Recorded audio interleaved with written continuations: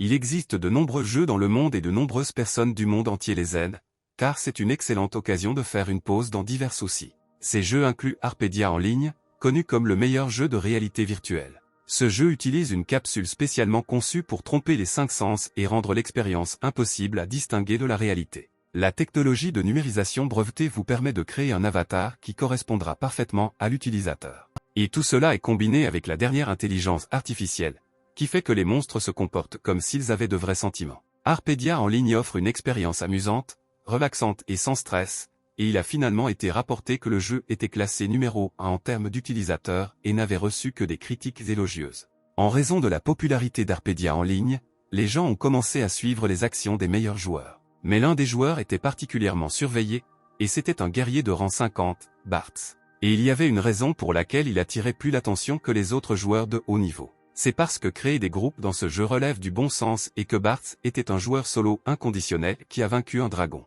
Bien sûr, de nombreuses rumeurs différentes ont commencé à circuler autour de l'homme devenu si populaire. Certains pensaient que ce joueur était lié au développeur, ou qu'il s'agissait d'un fils riche qui avait investi une fortune dans le jeu. Cependant, sa véritable identité s'est avérée être Kang Yuan au chômage, et il n'était pas du tout ce que les autres voyaient en lui. Le jeune homme lui-même ne comprenait pas d'où venaient tant de rumeurs à propos de la victoire sur le dragon léger.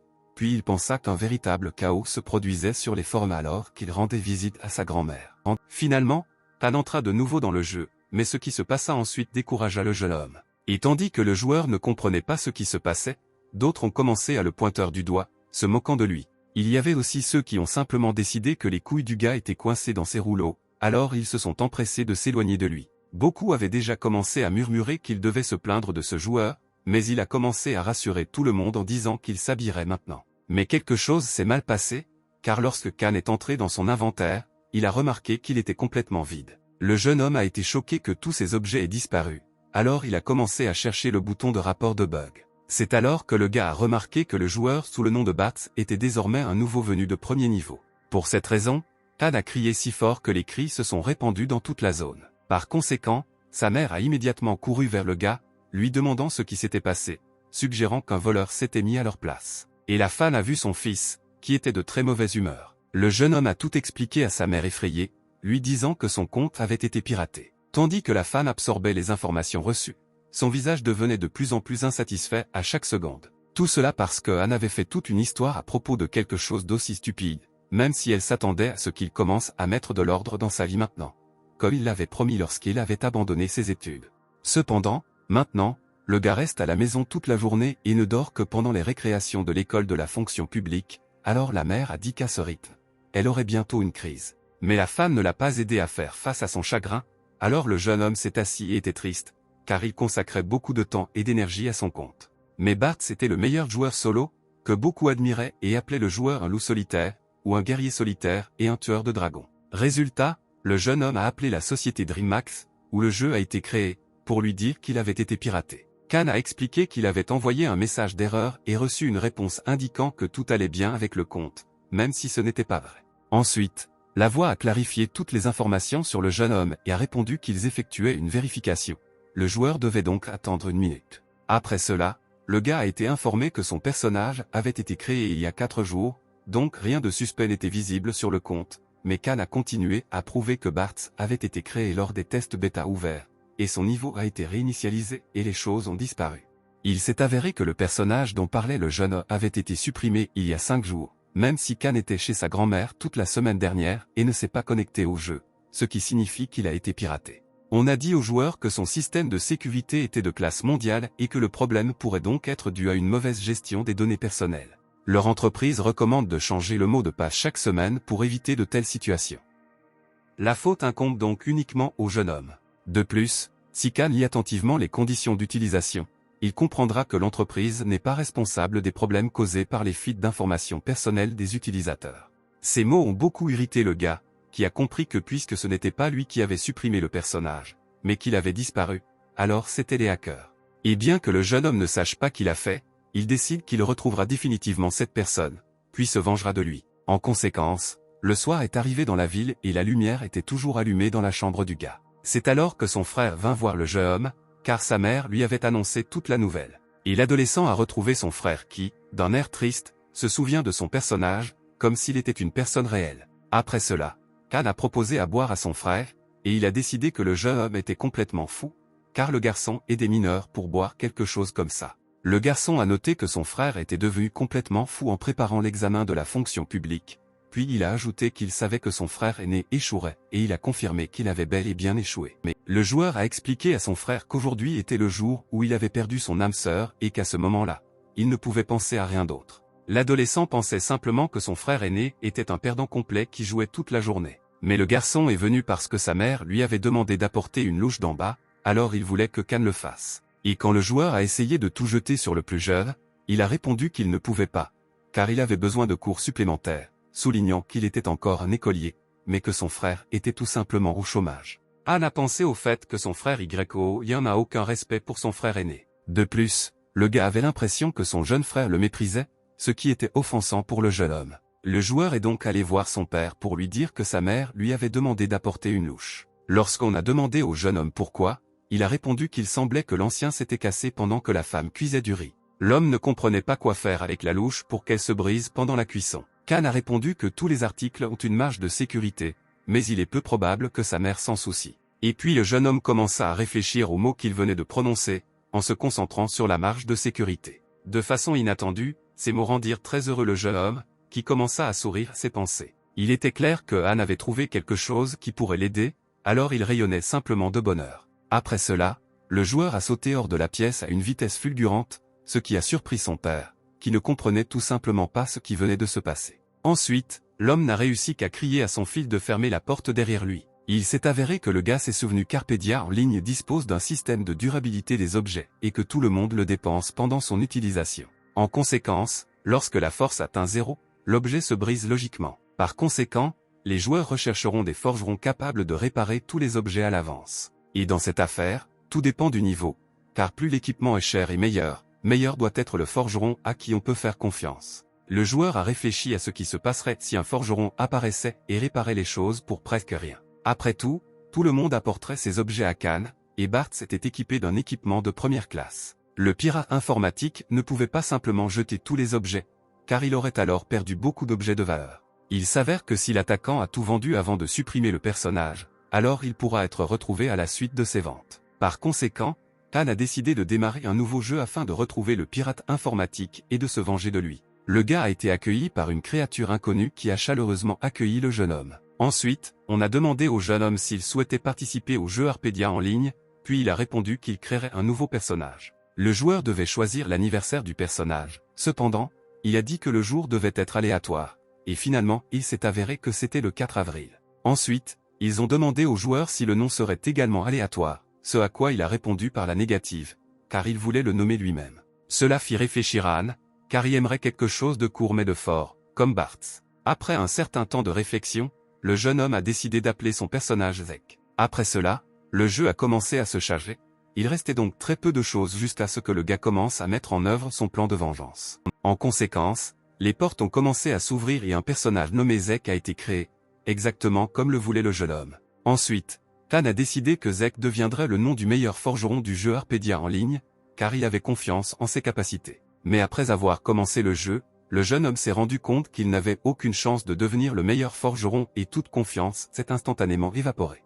Et tout cela parce que ce travail nécessite une force et une endurance sans fin, ce qui signifie qu'être forgeron n'est pas facile. Cette activité n'est pas quelque chose que n'importe quel joueur, même le plus faible et le plus paresseux, peut contester. Après cela, le forgeron Smith Pabushi, qui n'était pas un vrai joueur, a déclaré que si Zek comprenait tout, alors laissez-le maintenant sortir de ses forgerons. Il était clair que le jeune homme n'était pas du tout le bienvenu dans cet endroit, car on lui disait de sortir de là au plus vite. Ainsi, tout le plan du gars a échoué, même si Khan n'a même pas eu le temps de faire quoi que ce soit. Il existe deux façons d'accéder à une profession de fabricant sur Arpedia, l'une d'entre elles consistant à acheter un livre de compétences. Ou encore, on peut apprendre en travaillant, ce que le jeune homme a tenté de faire. La deuxième méthode permet de gagner de l'argent et d'acquérir de l'expérience dans le métier, mais tout le monde l'évite, et tout cela parce que les artisans du jeu ont des personnages étranges. Surtout, Anne essayait d'éviter Pabushi, car il se mettait toujours en colère contre ce type sans raison lorsqu'il venait réparer l'équipement de Bart.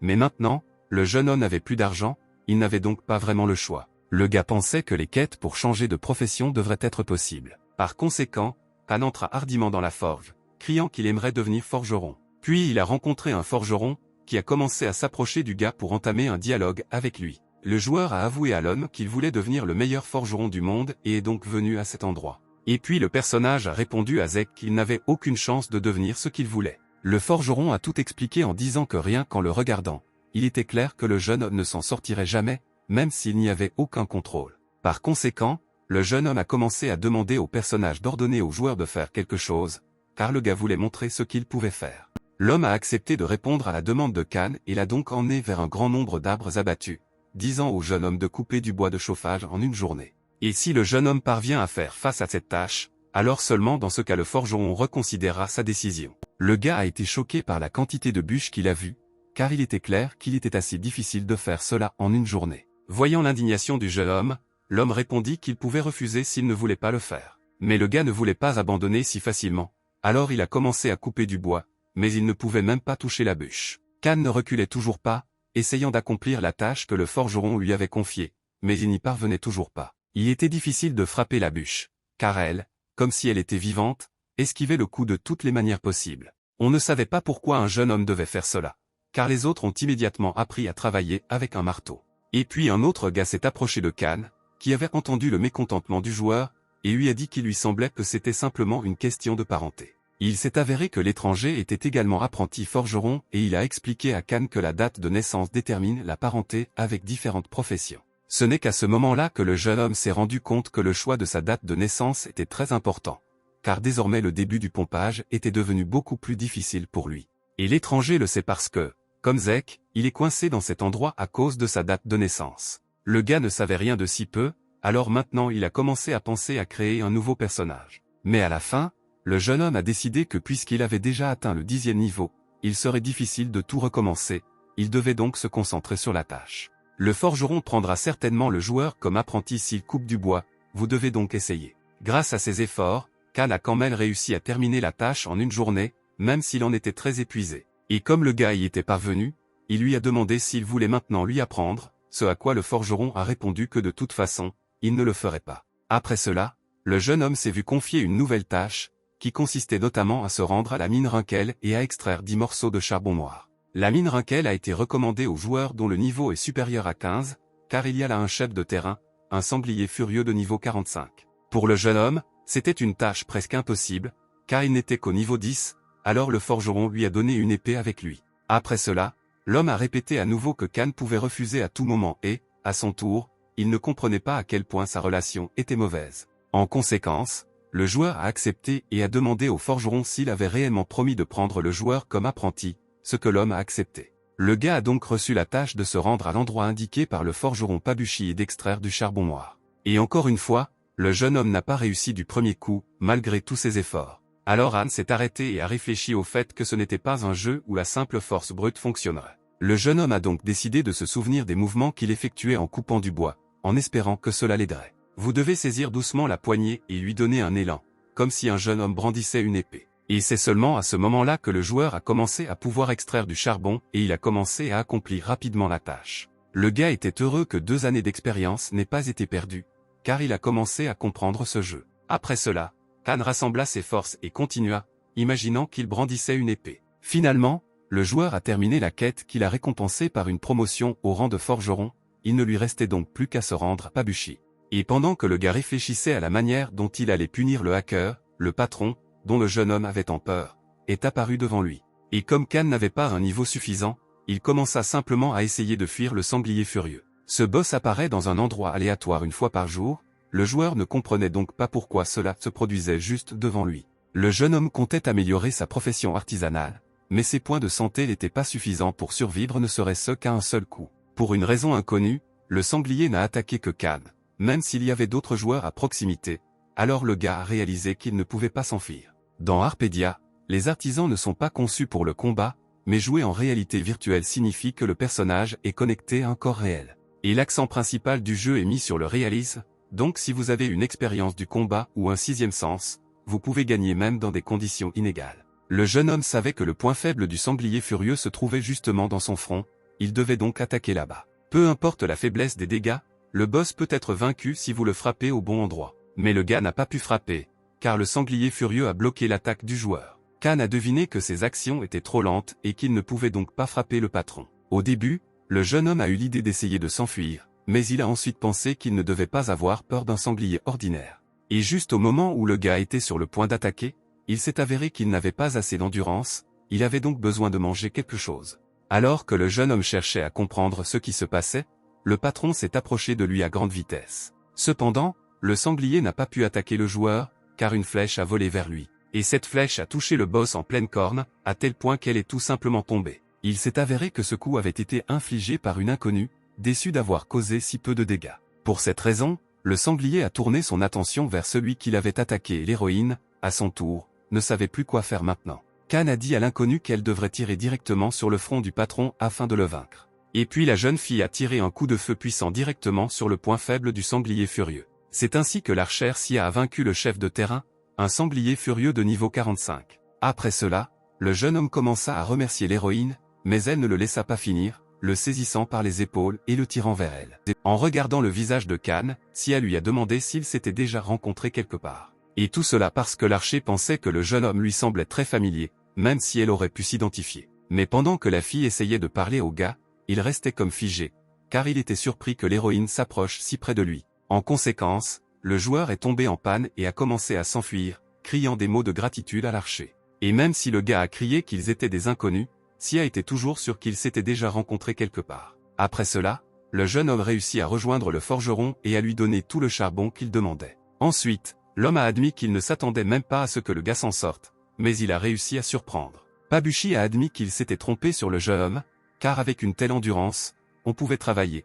Alors le forgeron a embauché le gars. Kan était heureux d'avoir enfin réussi à devenir l'apprenti de cet homme. Une créature inconnue est de nouveau apparue devant le gars et a demandé si Zek voulait devenir forgeron, ce à quoi il a bien sûr accepté. Et après cela, le jeune homme a enfin pu devenir forgeron, comme il le souhaitait. Pendant que le jeune homme se réjouissait, le forgeron lui demanda pourquoi il traînait autant, puis ordonna au gars de le piétiner. En fabriquant son premier objet, Anne a commencé à remarquer qu'il s'avérait parfait, alors peut-être qu'il avait même un talent pour cela. Cependant, Pabuchi a déclaré que tout cela n'avait aucun sens et que ce que le joueur avait fait était de véritables déchets. Le jeune homme décida de fabriquer les meilleures épées courtes pour prouver au forgeron qu'il pouvait faire quelque chose. Mais Kan n'a pas réussi, car il ne savait pas fabriquer de bonnes épées. Les épées fabriquées par le joueur étaient de mauvaise qualité, ce qui les rendait difficiles à utiliser en raison de leur mauvais état. Et puis le gars a remarqué que des lignes bleues apparaissaient sur la prochaine épée qu'il avait fabriquée. Puis le jeune homme réalisa que d'autres épées avaient aussi ces lignes, et elles étaient toutes différentes.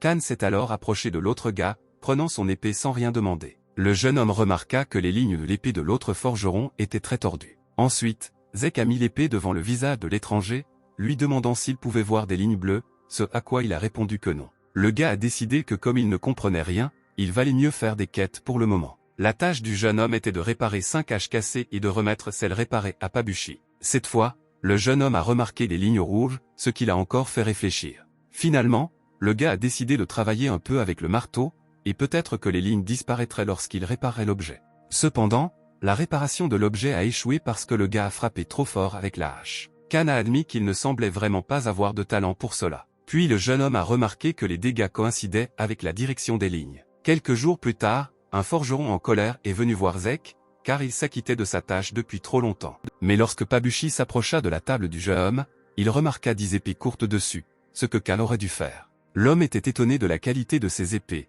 même si elles avaient été fabriquées par un novice. Il s'est avéré que les lignes bleues sont des traces du marteau frappant le métal, et la forme dépend de la force et de la distance entre les coups, et la qualité dépend des espaces entre les lignes. Mais les lignes rouges montrent des fissures dans la structure métallique qui apparaissent à la suite d'une panne ou d'une réparation infructueuse. En théorie, si vous utilisez correctement cette compréhension, vous pouvez parfaitement réparer un objet. Même si le gars n'a pas dormi pendant plusieurs nuits à cause de cette découverte, cela en valait la peine. Ensuite, le forgeron a félicité Kan pour son excellent travail, alors l'homme s'est rendu compte qu'il n'avait plus rien à apprendre aux joueurs. Pabuchi a admis que de nombreux joueurs ont essayé d'accomplir ces tâches, mais qu'il manquait de force et de patience. De plus, le forgeron n'avait toujours aucune idée de quelle ligne parlait le jeune homme. Le jeune homme pensait qu'il n'avait jamais vu d'informations sur ce pouvoir sur Internet, ce qui signifie que peut-être lui seul possède cette capacité pour le moment. Soudain, le gars a vu le moment où, alors qu'il jouait encore pour Bart, on lui a demandé pourquoi il voulait si obstinément être seul.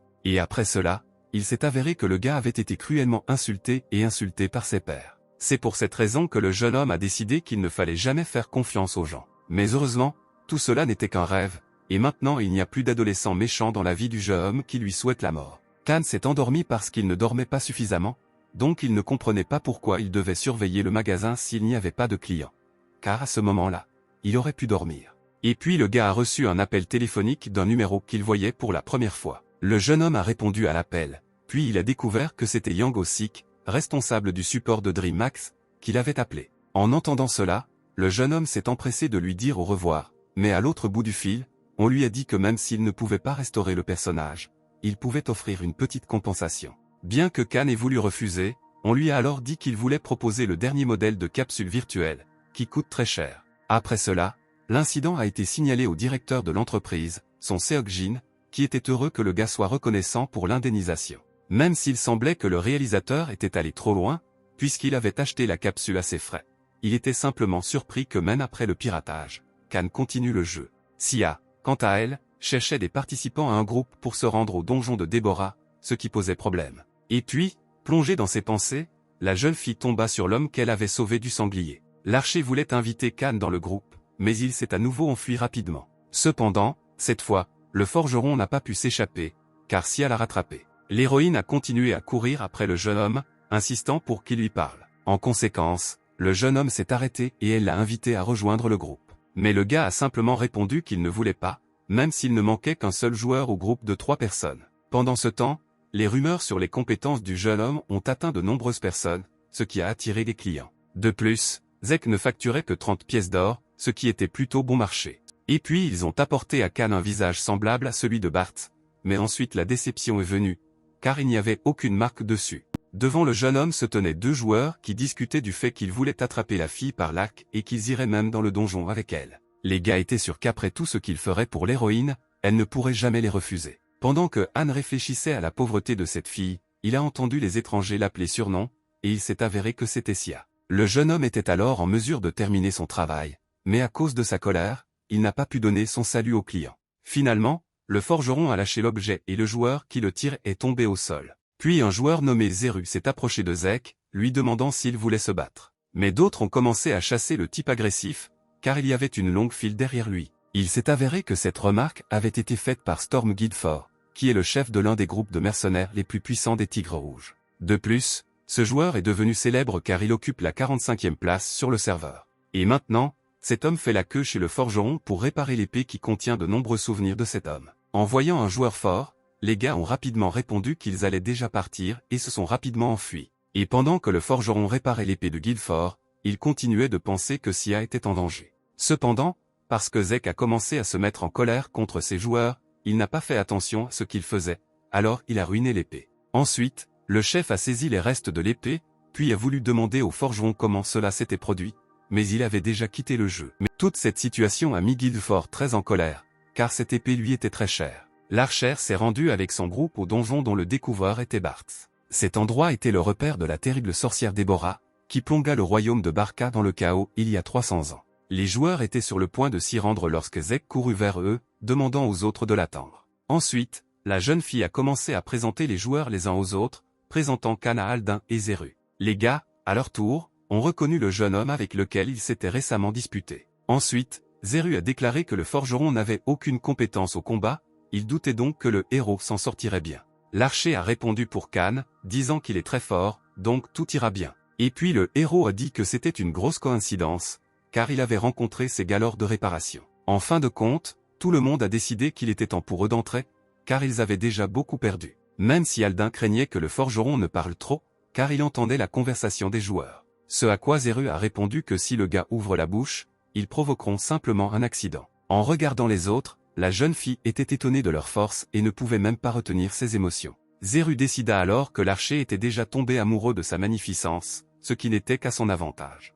Cependant, il s'est avéré que Sia admire le forgeron, et non quelqu'un d'autre. Khan a rapidement vaincu les squelettes, car il savait que leur point faible était le temple. Bien que le gars connaisse les points faibles de tous les monstres, après un certain temps, il n'avait plus assez d'endurance et il avait donc besoin de manger quelque chose. Mais heureusement, le jeune homme avait emporté des biscuits avec lui, alors pendant qu'il les mangeait, il écoutait les louanges de Sia dans sa direction. Cela a mis en colère les joueurs qui visaient l'archer, alors ils ont décidé qu'il fallait se débarrasser du forgeron.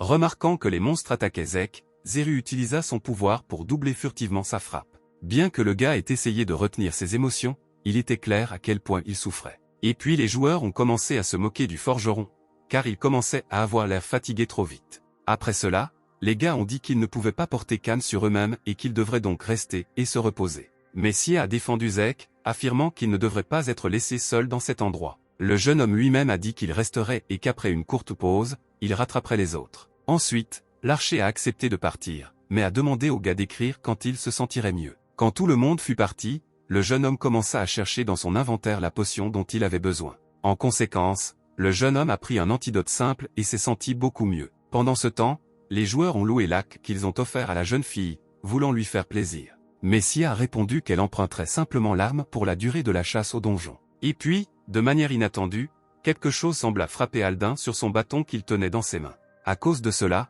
le gars a laissé tomber l'objet, et donc la lumière qui en sortait s'est éteinte. Le donjon tout entier était plongé dans l'obscurité, le joueur s'empressa donc de retrouver son bâton pour qu'il redevienne lumineux. Quand Alden a réussi à faire cela, les joueurs ont remarqué que Sia avait disparu et qu'ils étaient entourés de squelettes. Pendant ce temps, quelqu'un a attrapé la jeune fille par l'arc et l'a traînée, la forçant à s'enfuir du groupe. L'archère ne pouvait pas voir de qui il s'agissait, alors elle a simplement demandé à être relâchée. Mais, étonnamment, c'est Zek qui a demandé à la jeune fille de se calmer. Ensuite, Sia a commencé à dire aux gars qu'ils devaient aider ces deux-là, car ils étaient attaqués par des monstres. Le forgeron s'est souvenu de la façon dont les gars se vantaient de leur haut niveau, il n'y a donc pas lieu de s'inquiéter pour eux. Les joueurs ont vraiment réussi à vaincre tout le monde, mais ils y ont consacré beaucoup de temps et d'efforts. Et puis les gars ont remarqué beaucoup de choses de rareté moyenne, alors ils ont commencé à toutes les collectionner. Et tandis que les jeunes hommes se réjouissaient de tout ce qu'ils avaient collecté, quelqu'un leur ordonna de tout remettre à sa place. Il s'est avéré que c'étaient les joueurs qui possédaient ces choses,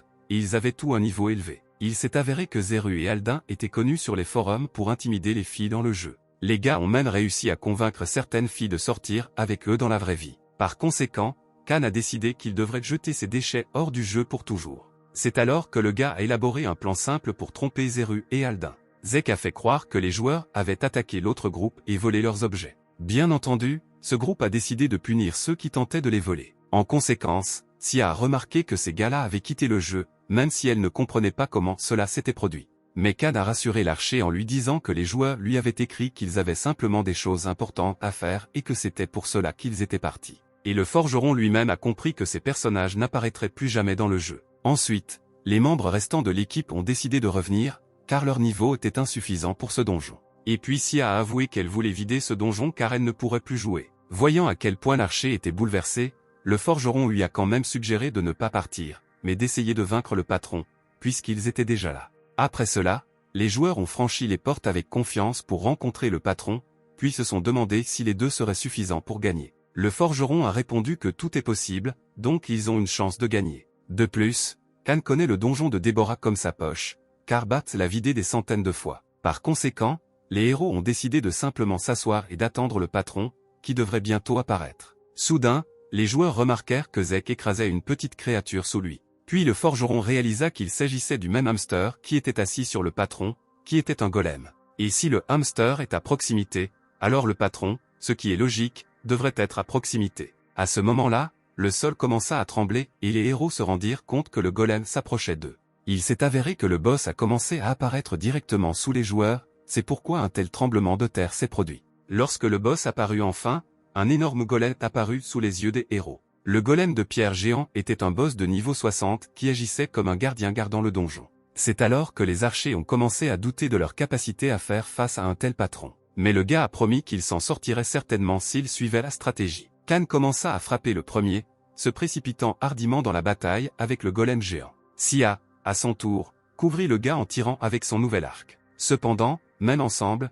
les héros n'ont pas gravement blessé le patron, mais l'ont seulement mis en colère. Bien qu'au début, les joueurs pensaient qu'ils pourraient facilement vaincre le golem, ils ont ensuite vu son véritable pouvoir. En raison du fait que l'archer a blessé le patron, il l'a attaqué en premier. Et puis entra de nouveau dans la bataille, essayant d'attirer l'attention du golem sur lui. Même si le héros était insignifiant comparé au monstre, il continuait à croire en sa propre force. Le gars a frappé le golem, mais malheureusement, cela n'a causé aucun dommage au patron. Mais le forgeron, à son tour, a subi des dégâts de sa propre attaque, aussi triste soit-elle. Le patron, à son tour, fut distrait de l'archer et commença à attaquer le jeune homme. Et Khan a compris qu'il avait surestimé ses capacités, car parfois il oubliait qu'il ne jouait plus pour Bartz. Bien que le gars ait réussi à esquiver le coup, son saut était très bas, ce qui a contrarié le joueur. Le jeune homme savait que pour vaincre le golem, il devait grimper sur sa tête. Même si le jeune homme connaissait le point faible du patron, il ne comprenait toujours pas comment y arriver. Mais ensuite, le gars a vu une flèche fermement enfoncée dans la main du golem. C'est alors que Zek a commencé à élaborer un plan pour vaincre le monstre, même si le gars avait des caractéristiques faibles. Sia voulait aider le jeune homme, mais il lui cria dessus pour que la jeune fille ne s'approche pas. Et puis le gars a ajouté que l'archer devrait tirer de loin sur les articulations du golem. En entendant les paroles de Khan, l'héroïne a commencé à tout faire comme il lui avait dit. En conséquence, les flèches se sont révélées être quelque chose de similaire à une échelle, ce qui aidera le gars à atteindre le point faible du patron. Le point faible du golem était le noyau, qui se trouvait juste au sommet de sa tête, et grâce aux flèches, le gars a pu l'atteindre. Le jeune homme a réussi du premier coup à toucher le bon endroit sur la tête du patron. Pendant que le monstre hurlait de douleur, Khan réfléchissait déjà à la manière dont il prendrait la récompense à sa place. Mais ensuite le jeune homme réalisa qu'il se réjouissait trop tôt, car à ce moment-là il tombait. Le gars n'a même pas remarqué comment, après avoir porté un coup, il ne pouvait résister à rien, restant en l'air. Heureusement, l'archer est de nouveau venu en courant à son secours, rattrapant le joueur. Inquiète, Sia a demandé si le jeune homme allait bien, car elle avait très peur pour lui. Khan a ensuite noté qu'il n'était resté en vie que grâce à l'aide de l'héroïne. L'archer a ajouté qu'elle distrairait la créature pour le moment et que le gars devrait se cacher et guérir à ce moment-là. Cependant, le jeune homme, qui attendait déjà un prix, ne comprenait pas qu'il l'héroïne allait distraire, car ils avaient gagné. Et puis le jeune homme remarqua quelque chose qui le surprit, lui faisant écarquiller les yeux de surprise. Il s'est avéré que l'état du golem de pierre géant déchaîné, qui est apparu lorsque son noyau a été endommagé, incluait le fait que le boss ne pouvait plus être contrôlé, ce qui signifiait que sa puissance d'attaque et sa vitesse étaient augmentées. Il s'avère que le coup porté au cœur n'a fait qu'irriter le patron, mais ne l'a pas vaincu. Le golem a commencé à attaquer Khan, mais il a réussi à esquiver, même s'il était abasourdi. Le gars n'a pas compris comment cela s'est produit, car il a agi selon son plan, qui aurait dû fonctionner. Cependant, le jeune homme prenait ce donjon trop à la légère. Et tout cela parce que le jeune homme avait déjà vidé ce donjon des centaines de fois, donc il avait confiance en lui. Khan avait vaincu le golem de pierre géant sans aucun problème auparavant, donc on ne savait pas clairement ce qui n'allait pas cette fois. Le gars n'arrivait toujours pas à comprendre comment cela s'était passé, y pensant encore et encore. Cela semblait être un boss si simple qu'on pouvait le vaincre d'un seul coup, mais quelque chose s'est mal passé. C'est alors que le joueur s'est rappelé qu'il ne jouait plus pour Bart, mais pour Zek. Le gars a complètement oublié qu'il n'est plus la même personne qu'il était depuis longtemps, alors maintenant tout est différent. Il réalisa alors que ce type n'était plus Bart, ce qui ébranla la confiance du forgeron. La jeune fille n'a pas abandonné, essayant de vaincre le golem avec des tirs puissants. Parce que Han était dans ses pensées,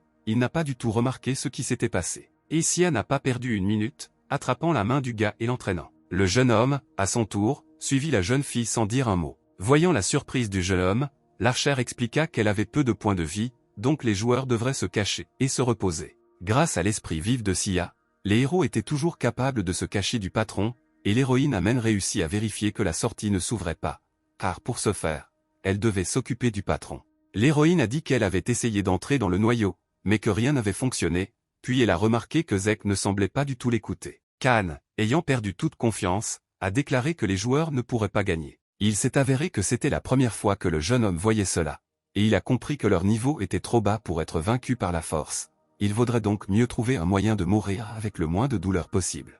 Cependant, l'archer n'était pas d'accord avec cette attitude du jeune homme, affirmant que cela ne pouvait pas arriver. Et s'il s'avère que la défaite est inévitable, alors il vaudrait bien mieux essayer de se battre jusqu'au bout. Et à propos des niveaux, l'héroïne a dit que si vous additionnez leurs deux niveaux, cela s'avérera élevé. Alors que le gars disait que cela ne servait à rien, Sia a souligné que s'ils travaillaient ensemble, ils trouveraient certainement une issue. Par conséquent, l'archer s'est à nouveau précipité dans la bataille, criant à Khan qu'elle l'attendrait. Et puis un souvenir est apparu devant Khan, comment il était allongé sur le lit et son frère essayait de lui parler. Cette fois-là, son frère a demandé au gars pourquoi il avait abandonné l'école. La famille ne savait pas quoi faire, car Khan ne leur parlait pas et leur mère pleurait même d'excitation. Le garçon a rappelé comment son frère aîné avait battu les gars qui se moquaient de lui alors qu'il défendait son jeune frère. Ensuite, les hooligans ne pouvaient rien faire, parce que Khan était plus âgé, mais maintenant tout a changé. Après tout, maintenant le jeune homme était devenu maigre, voûté et un peu effrayant. Et en plus, il était devenu mauvais à l'école,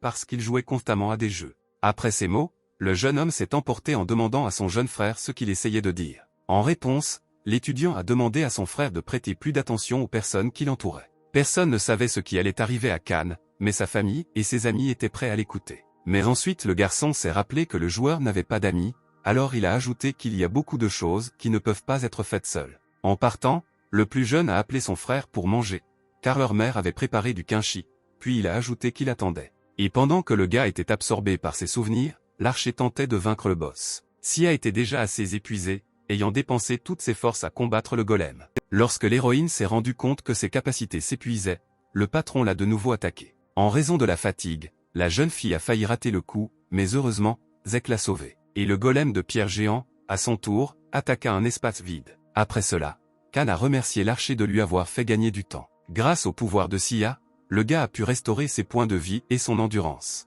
Le jeune homme a convenu avec la fille qu'il mourrait de toute façon et qu'il devrait donc essayer de se battre. En plus de la force, le gars a également acquis la confiance que les héros seraient capables de faire au moins quelque chose. Par conséquent, rassemblant ses forces, Khan se précipita vers le golem pour le frapper. Et l'attaque du jeune homme s'est avérée assez puissante, même si son arme était une pioche. Il s'est avéré que le gars n'était pas sûr que cela fonctionnerait, car il s'est avéré que la pioche était la faiblesse du patron. Dans le système, la pioche n'a aucun pouvoir d'attaque, il était donc risqué d'attaquer le golem avec. Ensuite, Khan a décidé de riposter avec la pioche, mais par la suite, des messages concernant un échec ont commencé à apparaître. Le joueur ne pouvait pas comprendre quelles étaient les conditions d'utilisation de la pioche, car ce coup ne pouvait pas être une erreur. Et puis Sia a crié que le jeune homme avait un besoin urgent de lever les yeux. Le jeune homme leva la tête, voyant une pierre géante devant lui, et le regarda de plus près. Le poing du patron apparut tout près, puis le jeune homme remarqua des lignes bleues dessus. Ces lignes rappelaient au gars quelque chose qu'il avait vu auparavant, le faisant réfléchir. Khan se souvint des paroles du forgeron selon lesquelles le minerai était une combinaison de différents matériaux. Et même si le minerai ne forme qu'un tout sous haute pression, des écarts subsistent entre les différents matériaux. Et si vous parvenez à combler ces lacunes, vous pouvez obtenir quelque chose d'incroyable. Ensuite, le héros a deviné exactement comment attaquer le patron avec une pioche, car il était forgeron.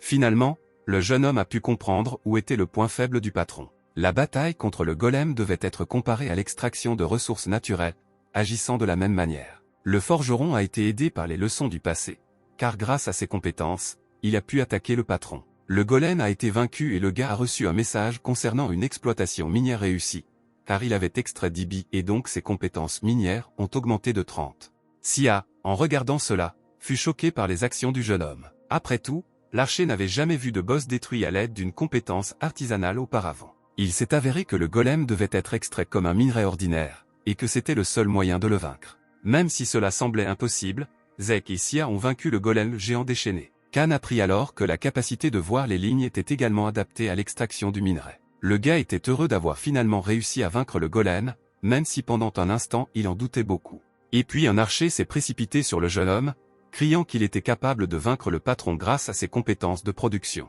La jeune fille se demandait comment cela était possible, ce à quoi Zek répondit que c'était un secret d'entreprise. Le forgeron a expliqué qu'il ne pouvait pas simplement donner de telles informations. Et après ces mots, les joueurs disparurent, enfin libérés du donjon. Et les héros sont apparus dans un endroit complètement nouveau, qu'ils n'avaient jamais traversé auparavant. Sia ne savait pas où il se trouvait, alors elle a demandé au jeune homme. Les joueurs ont vaincu le boss, donc après lui, il aurait dû y avoir une salle avec des récompenses, cependant, même elle ne savait pas où ils avaient été emmenés. Ensuite, la jeune fille a partagé ses pensées selon lesquelles cela ressemblait à une pièce où différents personnages étaient créés. Et le gars était sûr que la salle des récompenses du donjon de Déborah était différente, donc elle ressemblait plus au laboratoire de Déborah d'après les rumeurs. Alors que Anne pensait que c'était la première fois qu'il voyait les appareils qui se trouvaient dans cette pièce, Sia trouva un coffre. En entendant parler du coffre, le jeune homme a immédiatement décidé qu'il s'agissait après tout d'une salle de récompense. L'archer a trouvé des lunettes appelées Yeux-d'aigle, qui augmentent la précision, la portée et l'habileté. Le jeune homme voulait regarder un objet aussi rare,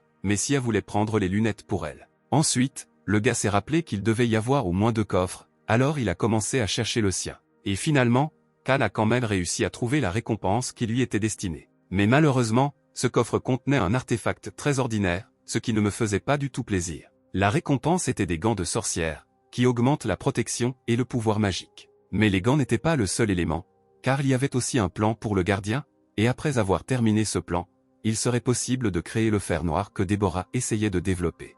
De plus, dans le coffre se trouvait le manuel du héros Kuruan, et si le forgeron le lit, il acquérera des compétences dans la compréhension de la structure et de la destruction des armes.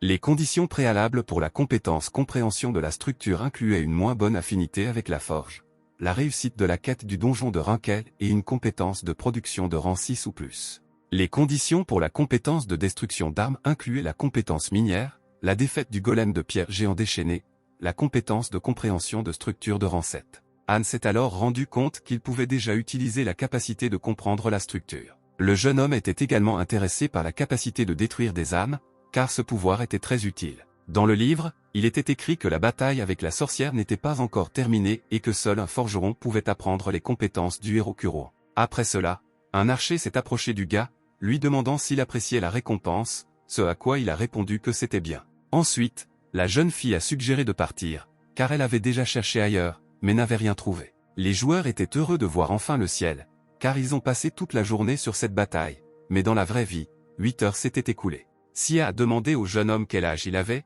et lorsqu'elle a découvert qu'il avait 20 ans, elle a constaté qu'ils avaient à peu près le même âge. Et comme les joueurs ont vécu une telle aventure ensemble, la jeune fille a invité Kan à devenir amie. Le gars a serré la main de l'héroïne en réponse, acceptant de nouer une amitié avec elle. La fille a dit au garçon qu'elle l'avait ajouté au messager pour qu'elle lui écrive après les examens. Il s'est avéré que Sia commençait ses examens de mi-session et elle voulait donc vider le donjon avant eux. En regardant Kan, la jeune fille l'a frappé amicalement à l'arrière de la tête, lui disant de ne pas être triste. Mais le coup s'est avéré légèrement plus fort que ce sur quoi l'archer s'attendait. Au début, tout nageait sous les yeux du gars, et il ne comprenait pas du tout ce que disait l'héroïne. Après cela, la vision s'est assombrie et il s'est avéré que Sia avait tué le joueur et était devenue une tueuse. L'archer réalisa alors ce qu'elle avait fait et devint donc très inquiète. Kan a écrit à l'archer pour lui demander de prendre ses objets, car il les avait perdus. Parce que la jeune fille a été tuée, son nom a commencé à apparaître en rouge, ce qui l'a encore plus bouleversé, mais sa nouvelle amie a essayé de la calmer. Et voilà,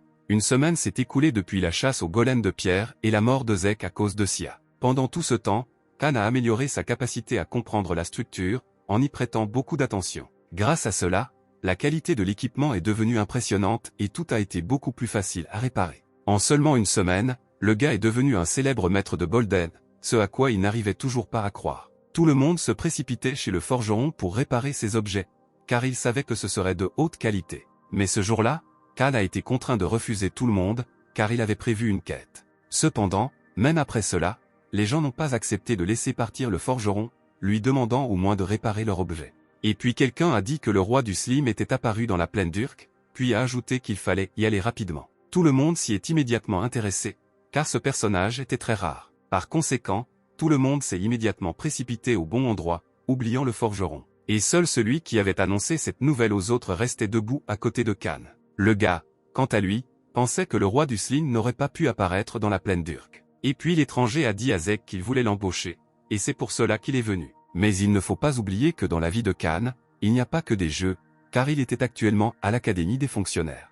Cependant, le joueur pensait toujours qu'il devait retrouver le criminel. Pour trouver son équipement de haute qualité, Kan a dû passer au niveau supérieur, et pour cela il a choisi la quête route commerciale de Nosarka. De plus, il y aura bientôt des mises à jour du jeu et le jeune ne pourra pas manquer un tel plaisir. Récemment, une quête du roi Lomboa a été annoncée dans le jeu, dans laquelle vous accompagnerez une délégation le long d'une nouvelle route commerciale vers le pays des gnomes, Nosark. La quête a été confiée par le roi lui-même, c'est pourquoi beaucoup s'attendent à ce que la quantité d'expérience et de récompenses soit élevée. Nosark est le pays des forgerons et des nains, donc Kan ne peut pas manquer cela. Le problème est que le niveau et la réputation du joueur sont trop bas, donc s'il postule dans une telle situation, il est assuré d'échouer. Revenons au jeu où Dillon, le chef de la branche Bolden de l'association professionnelle Gold Rush, est venu chez le forgeron. Et un homme est venu voir Kan pour inviter un homme dans leur guilde, qui est devenu connu sous le nom de Bolden King of Repair. Cependant, le jeune homme a refusé, car les guildes ne l'intéressaient pas, alors Dillon perdait tout simplement son temps. Le joueur n'avait même pas d'importance que cette guilde occupe la 2e place du classement. Kan ne voulait pas être simplement un forgeron pour la guilde, alors l'homme lui a proposé le poste de partenaire. Le gars n'avait qu'à s'inscrire sur la page d'accueil de sa guilde. Après cela, le jeune homme, outre son travail, n'aura aucune obligation envers la ruée vers l'or, et il pourra alors en devenir un membre à part entière. Kan a décidé d'accepter de telles conditions, car on lui a proposé une coopération qui lui convenait. Mais ce n'était pas tout, car le jeune homme avait une demande pour Dillon.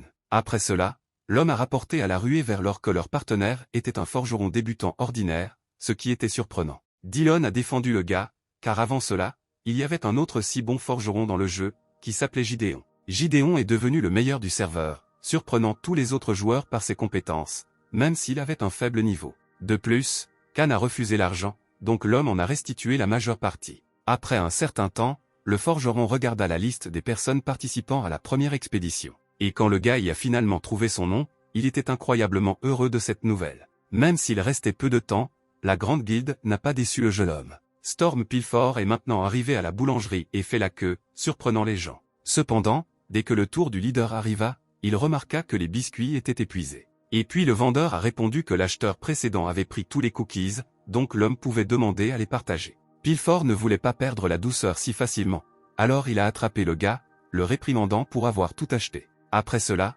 le chef a vu qu'il avait arrêté non seulement un acheteur, mais aussi celui qui avait cassé son épée. Mais le forgeron, à son tour, a admis qu'il ne se souvenait pas du tout de l'homme qui se tenait en face de lui. Bien sûr, cela a encore plus irrité Storm Pilford, car le gars ne se souvenait même de rien. Et après tous ces cris, l'homme a tout simplement quitté le jeu juste sous le nez de Zek. Il s'est avéré que la femme du joueur a débranché le cordon parce qu'il n'avait pas fait la vaisselle, même s'il l'avait promis. Et toutes ces disputes dérangeaient vraiment la fille de Pilford, car elle ne parvenait pas à se concentrer sur ses études. Pendant ce temps, un groupe de transitaires s'est rassemblé au lieu de rendez-vous, qui était la porte du château de Barca. Ce qui a attiré l'attention de tous, c'est que les Tigres Rouges participaient également à cette quête. En attendant le départ, le gars a réussi à acheter un anneau magique doté d'une fonction de téléportation.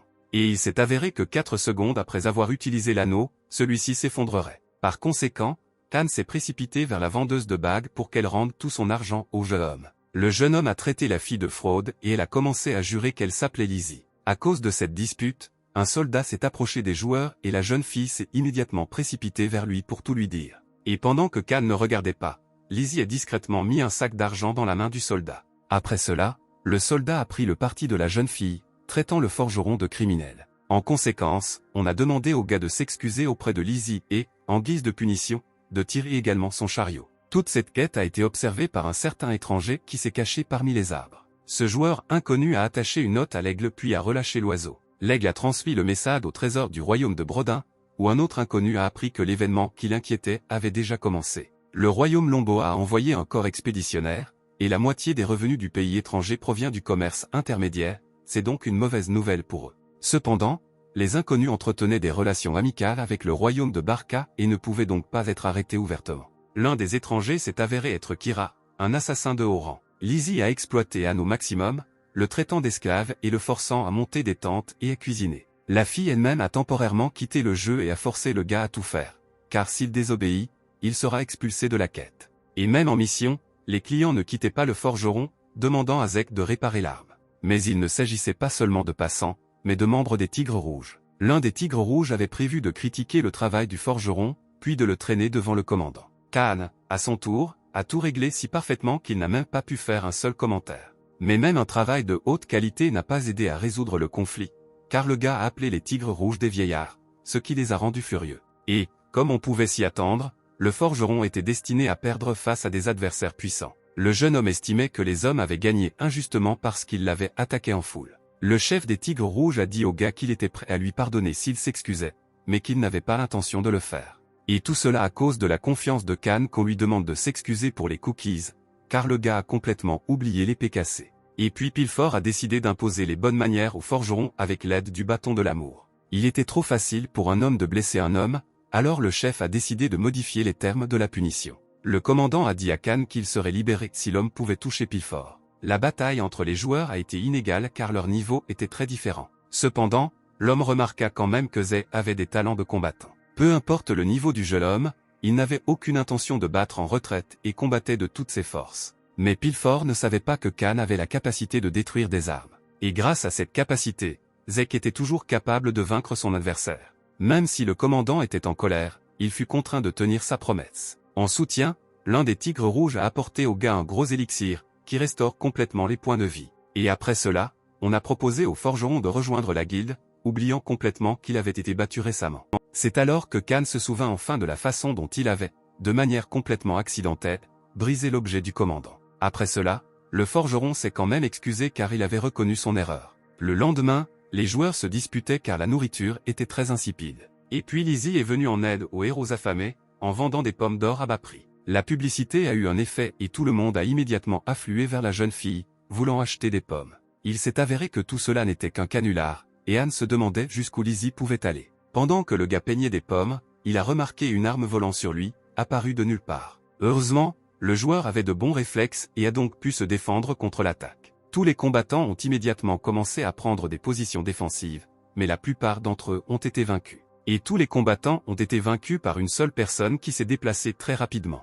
Alors que Pilfor essayait de comprendre ce qui se passait, un poignard apparut également derrière lui. Cependant, l'arme n'a pas blessé l'homme, car le forgeron l'a sauvé à temps en détruisant l'arme. L'agresseur a caché son visage, donc personne ne savait qui se cachait sous le masque. Et puis l'assassin Kira a admis qu'il était celui qui dirige la célèbre guilde d'assassins appelée le Croissant Noir. Il s'est avéré que quelqu'un avait engagé des assassins pour perturber le commerce entre le royaume de Barca et Nosark.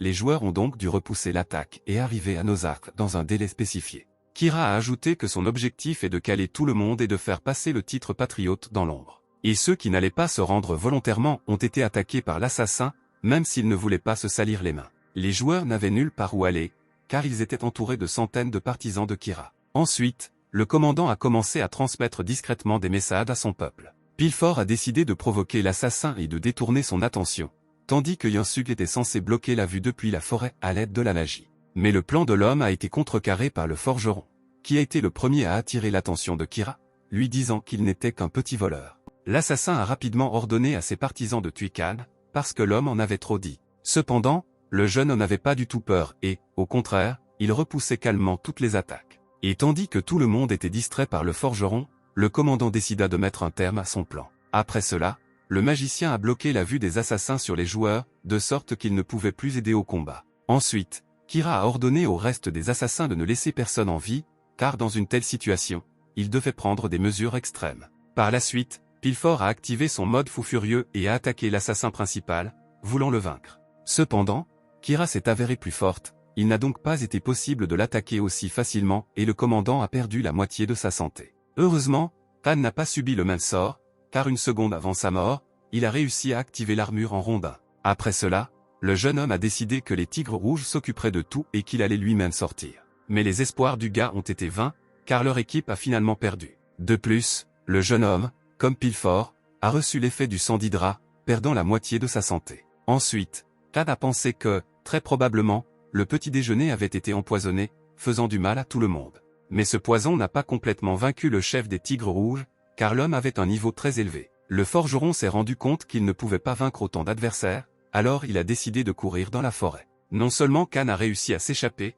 car les assassins n'ont pas encore réussi à attraper Lizzie. La jeune fille a failli être découverte, mais Kira a été distraite par son acolyte, lui annonçant que les joueurs se dirigeaient vers Rocking Bridge Canyon.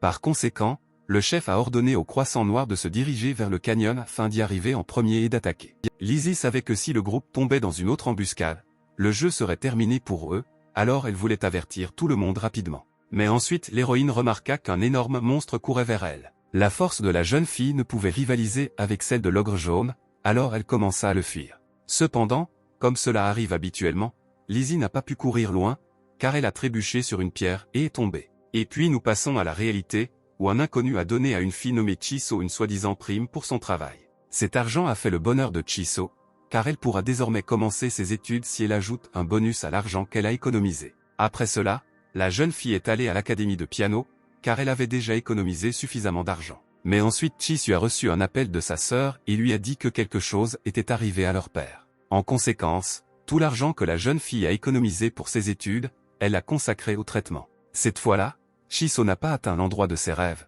mais cette fois, sous les traits de Lizzie, elle a décidé de ne pas abandonner. Et l'ogre fut toujours vaincu, mais avec l'aide de Khan, arrivé à temps. Une demi-heure auparavant, le joueur avait réussi à se cacher des assassins, puis avait décidé qu'il lui fallait trouver un antidote. Mais toutes les pensées du jeune homme furent interrompues par un énorme monstre rencontré par hasard par Khan.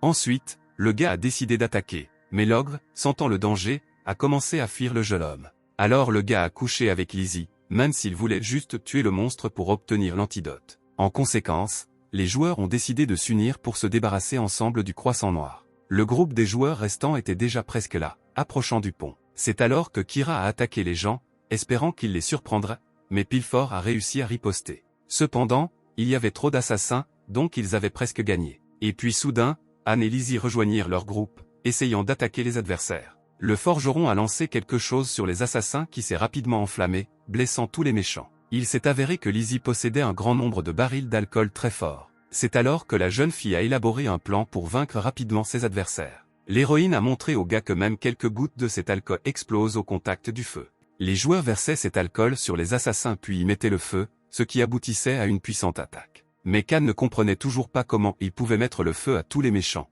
puisque Kira se tient généralement loin de tout le monde. Et puis les héros ont décidé de faire sauter tous les abris possibles, car les assassins se cacheraient. Les héros ont convenu que lorsque le gars donnerait le signal, Lizzie ferait exploser tous les barils, ce qu'elle a fait, battant tout le monde. Cependant, Khan s'est réjoui très tôt, car l'ennemi a réussi à survivre même après une telle explosion. Kira a promis au jeune homme qu'il le regretterait, car il avait mis l'assassin en colère. Même si l'équipe ne savait pas ce qui avait provoqué une telle explosion, elle a décidé de tenter sa chance et de s'échapper. À ce moment-là, Lizzie a couru vers les joueurs, disant à Guildford que tout le monde devait rapidement passer de l'autre côté. La jeune fille rapporta au chef que c'était elle et le forgeron Zek qui avaient déclenché l'explosion qui avait arrêté les assassins. Et alors que presque tout le monde avait déjà traversé le pont, le commandant a décidé qu'il n'irait nulle part jusqu'à ce qu'il attende Zek. Pendant ce temps, Tan se battait avec Kira, miraculeusement survivante, et personne ne voulait abandonner dans cette bataille. Le forgeron a de nouveau utilisé la destruction des armes, mais l'assassin n'était plus impressionné. Et puis le gars a soudainement perdu beaucoup de santé, parce que Kira a utilisé l'attaque de traces résiduelles. L'assassin était convaincu qu'il tuerait son adversaire comme un scarabée ordinaire. Et tandis que Kira attendait une attaque de Khan, celui-ci, à son tour, a simplement détourné l'attention du méchant et a commencé à s'enfuir. Zek a couru dans la grotte du triomphe et l'assassin l'a suivi, voulant vaincre le jeune homme. Et puis Kira a dû utiliser sa force, mais il s'est avéré qu'il n'a attaqué que les cookies. Pendant que l'assassin était distrait, le forgeron a tenté de le frapper, car c'est pour cela que le type a lancé les biscuits sur l'ennemi. Mais malheureusement, Tan n'a pas attaqué son adversaire, mais seulement le clone invoqué par Kira. Et à ce moment-là, l'assassin lui-même a attaqué le gars par derrière, alors que Zek ne l'a pas vu. Le méchant avait déjà commencé à dire au jeune homme que sa partie était terminée, quand il se tue. Et tout cela parce que les jambes de Kira étaient enveloppées dans une plante qui ressemblait un peu à des vignes. Et puis le forgeron a expliqué que bien qu'il n'y ait pas de monstre dans cette grotte, il y a une vigne des cavernes. Tandis que Kira se moquait du fait que son adversaire n'avait pas d'arme, Khan, à son tour, décida d'attaquer l'assassin avec sa pioche. Cependant, contrairement aux attentes, le forgeron n'a pas touché l'ennemi, mais le mur derrière lui. Le méchant a commencé à se moquer du forgeron parce qu'il ne pouvait même pas toucher une cible debout. Kira n'a pas réalisé que Khan ne le visait pas initialement, donc tout se déroulait comme prévu pour le gars. Après tout, en fait, le forgeron voulait toucher le noyau des parois de la grotte, que le jeune homme a détruite d'un coup. Et ce coup a provoqué un tremblement de terre dans la grotte, même si Kira ne voulait pas croire que cela était possible. Dès que l'assassin s'est rendu compte qu'il voulait le jeter sous un tas de pierres, il a commencé à tenter de s'enfuir. Cependant, tout n'était pas si simple, car une vigne des cavernes a attrapé Kira par la jambe. À cause de cela, le méchant est tombé en criant qu'un forgeron ne pourrait pas le vaincre. Mais peu importait à la grotte qui battait qui, car elle s'est simplement effondrée sous le coup. Les assassins ont donc échoué dans leur quête, car ils n'ont pas réussi à vaincre le groupe expéditionnaire. Pendant ce temps, le commandant continuait de refuser d'aller plus loin, voulant attendre Zek. Pilford ne voulait pas croire que le forgeron était mort, alors il n'allait pas bouger. Et puis ceux qui attendaient ont vu que Khan était toujours en vie et se dirigeait vers eux. Même si le gars boitait et avait l'air battu, d'autres étaient encore surpris qu'il soit revenu complètement intact après la bataille. Le jeune homme a noté qu'il n'avait survécu que grâce à un objet, en désignant la bague. Dans la grotte, le jeune homme comprit qu'il n'aurait pas le temps de rejoindre la sortie. Mais Khan se souvint ensuite de la bague qu'il avait achetée au début de la quête. Ensuite, le joueur a décidé d'utiliser cet objet, en espérant que cela le déplacerait là où il devait aller. En priant pour que tout fonctionne, le gars a activé le pouvoir de l'anneau. Pour le plus grand bonheur du jeune homme, l'anneau l'a transporté directement vers la sortie, puis a rempli la grotte avec Kira. Bien que cet objet ne valait pas son argent de toute façon, elle a quand même remercié Lizzie. Cette capacité à trouver une issue à n'importe quelle situation intéressait l'escroc. Elle décida donc qu'elle devait faire de Zek son esclave. Après tout cela, les héros ont décidé de passer à Nozark, car même après une telle victoire, il ne faut pas oublier la quête. Les joueurs ont atteint leur destination sans aucun obstacle et ont attendu que les portes s'ouvrent pour les laisser entrer. Ainsi, la quête visant à créer une route commerciale a été menée à bien. Sur les 80 aventuriers, 28 ont survécu et ils recevront des cadeaux du roi lui-même. Grâce à cette quête, les joueurs ont réussi à acquérir beaucoup d'expérience et de prestige. Tout cela a amené Zek au niveau 55, le forgeron pouvant désormais créer et réparer des équipements de rang supérieur. Mais Kan n'a pas seulement reçu cela, car il a également reçu du roi un cadeau, à savoir le bouclier de Videk. Un mois s'est écoulé depuis la création et le choix du métier de forgeron par un personnage nommé Zek. Kan possédait auparavant le personnage de Bart, mais après avoir créé Zek, il a montré des signes d'être un artiste non conventionnel. Le joueur a réussi à vaincre le golem de pierre déchaînée, ce qui déclenche un événement caché. Et après cela, le gars a déménagé à Nozark, où se trouve le prochain déclencheur d'événements. C'est pourquoi les propriétaires du jeu envisagent désormais les personnages Kan, car l'équipe de développement pense que cet utilisateur a de grandes chances de déclencher l'événement à Missonia. L'un des hommes a demandé que même si le forgeron pouvait activer l'événement, pourquoi avait-il besoin de retarder la mise à jour? Il s'est avéré que cet événement pourrait apporter de grands changements à l'ensemble d'Arpedia. Et si l'événement chevauche la publication d'une mise à jour, les utilisateurs risquent d'être confus. Mais cela n'a toujours pas convaincu l'homme, qui estimait que les propos du chef du département, Kim, n'avaient aucun sens.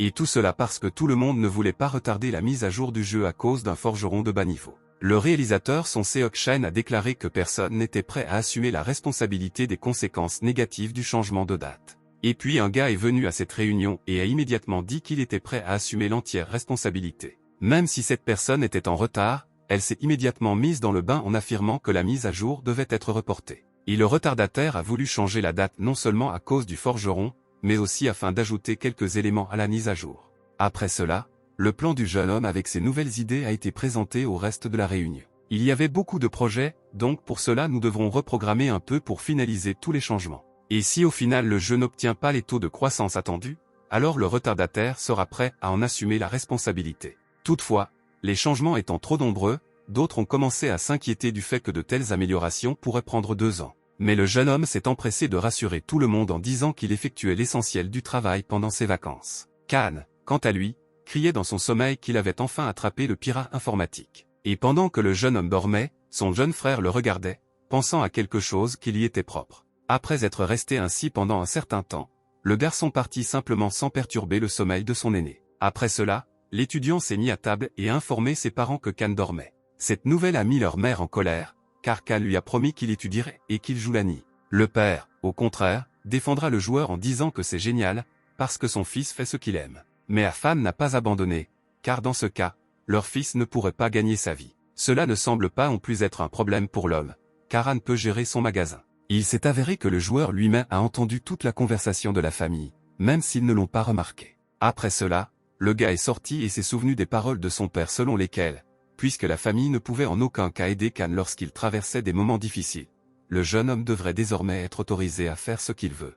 Selon le jeune homme, ses parents ont trop de soucis inutiles, car cet incident ne l'a pas dérangé depuis longtemps. Le gars se souvient de l'époque où il avait 18 ans et étudiait au lycée Aklim. Un jour, Tad remarqua qu'il y avait un rat qui nageait dans la nourriture de sa cafétéria. Un écolier a pris une photo de sa soupe avec un animal et l'a publiée sur Internet, et cette nouvelle est devenue très populaire. Après un certain temps, Kim Pei-Yel-Chin, que beaucoup considéraient comme fou, a fait irruption dans la classe du jeune homme. Et Kim est venu précisément pour retrouver Aap, qui dormait à ce moment-là, pour des raisons inconnues. Lorsque le gars a réussi à trouver celui qu'il cherchait, il s'est dirigé directement vers l'écolier sans méfiance. Après cela, Kim a commencé à essayer de réveiller le gars, qui ne s'attendait pas du tout à ce que quiconque ait besoin de lui. Kan ne s'était même pas complètement réveillé lorsque le fou a simplement frappé, lui cassant le nez. Kim a dit à l'écolier qu'il avait maintenant terminé, même si le gars ne comprenait même pas ce qu'il avait fait. Le même jour, lorsque Kan rentra chez lui, ses parents lui demandèrent ce qui était arrivé au visage de l'adolescent et il répondit qu'il était simplement tombé dans les escaliers.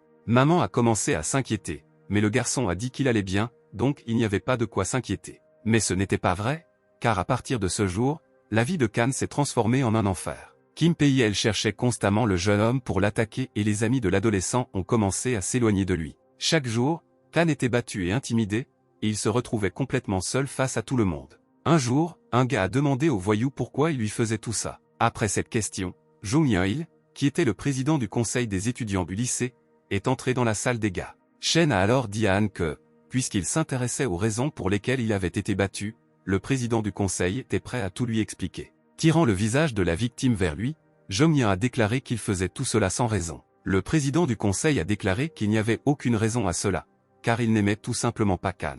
En se souvenant de cela, le joueur s'est souvenu à quel point Jung Yeon était vil, alors il ferait mieux de ne pas attirer l'attention du gars maintenant. Kan était convaincu qu'il pouvait désormais transformer les délinquants en côtelettes avec le sentiment de bataille qu'il avait reçu dans le jeu. Mais ensuite, Une serviette est tombée sur le visage de Khan. Alors il a cessé de voir quoi que ce soit et a commencé à se déplacer dans une direction inconnue. À cause de cela, le jeune homme a accidentellement percuté un inconnu qui passait par là. Le gars s'est dépêché de s'excuser, mais a soudainement remarqué qu'il avait croisé exactement. Après tout, ce n'était pas un passant inconnu ordinaire, mais Kim Pei-Chun lui-même. À cause de la peur, Anne ne pouvait pas dire un mot, mais Kim, à son tour, a essayé de forcer le gars à s'excuser. Mais ensuite, quelqu'un a appelé le tyran de l'école, alors il a laissé partir le gars effrayé et est parti. Pei-Chun s'est dépêché de rencontrer l'homme qui lui avait dit que les impôts allaient augmenter. Et tout cela parce que la route commerciale de Barca à Nozac a été récemment ouverte et que le trésor de leur Brodin est donc dans un état déplorable. Cependant, Pei-Chun était contre le fait que l'hommage doublerait d'un coup, mais l'étranger a calmement demandé quelle serait la réponse du gars. Le jeune homme a répondu qu'il avait tout compris et qu'il acceptait les nouvelles conditions. Après cette réunion, Anne a décidé d'étudier le dojo, car il s'était trompé sur le fait que tout allait déjà bien pour lui. Même si le gars était sûr de n'avoir plus peur de personne, cette rencontre fatidique a prouvé le contraire. Lorsque le jeune homme est entré dans le bâtiment où ils étudient les arts martiaux, il a vu à quel point tout y était cruel. Et puis soudain, Anne s'est rappelé qu'il était au chômage et qu'il n'y avait donc pas d'argent supplémentaire pour la formation. Le jeune homme essayait déjà de s'enfuir lorsqu'il percuta soudain l'homme. L'homme, à son tour, reconnut Khan, criant que le type était un forgeron. Par une coïncidence inattendue, la section où le joueur est arrivé s'est avérée être la base des Tigres Rouges. Et puis ils ont commencé à persuader le forgeron de s'inscrire avec eux, et ont même promis une exemption du paiement de la cotisation pendant 1 an. Khan a finalement accepté et a dit au Tigre Rouge son vrai nom. Ce nom semblait familier à l'homme, alors il commença à se rappeler où il avait pu l'entendre. Et puis le joueur s'est rappelé que c'était le nom du fils du propriétaire du magasin, qui était également ami avec sa fille. Après cela, Khan a demandé quel était le nom du chef des Tigres Rouges lui-même, mais il ne s'est jamais présenté. Le gars a découvert que le nom du commandant était Song Tasu, puis il a demandé quel était le nom de sa fille. L'homme a répondu que le nom de sa fille était Tcherin,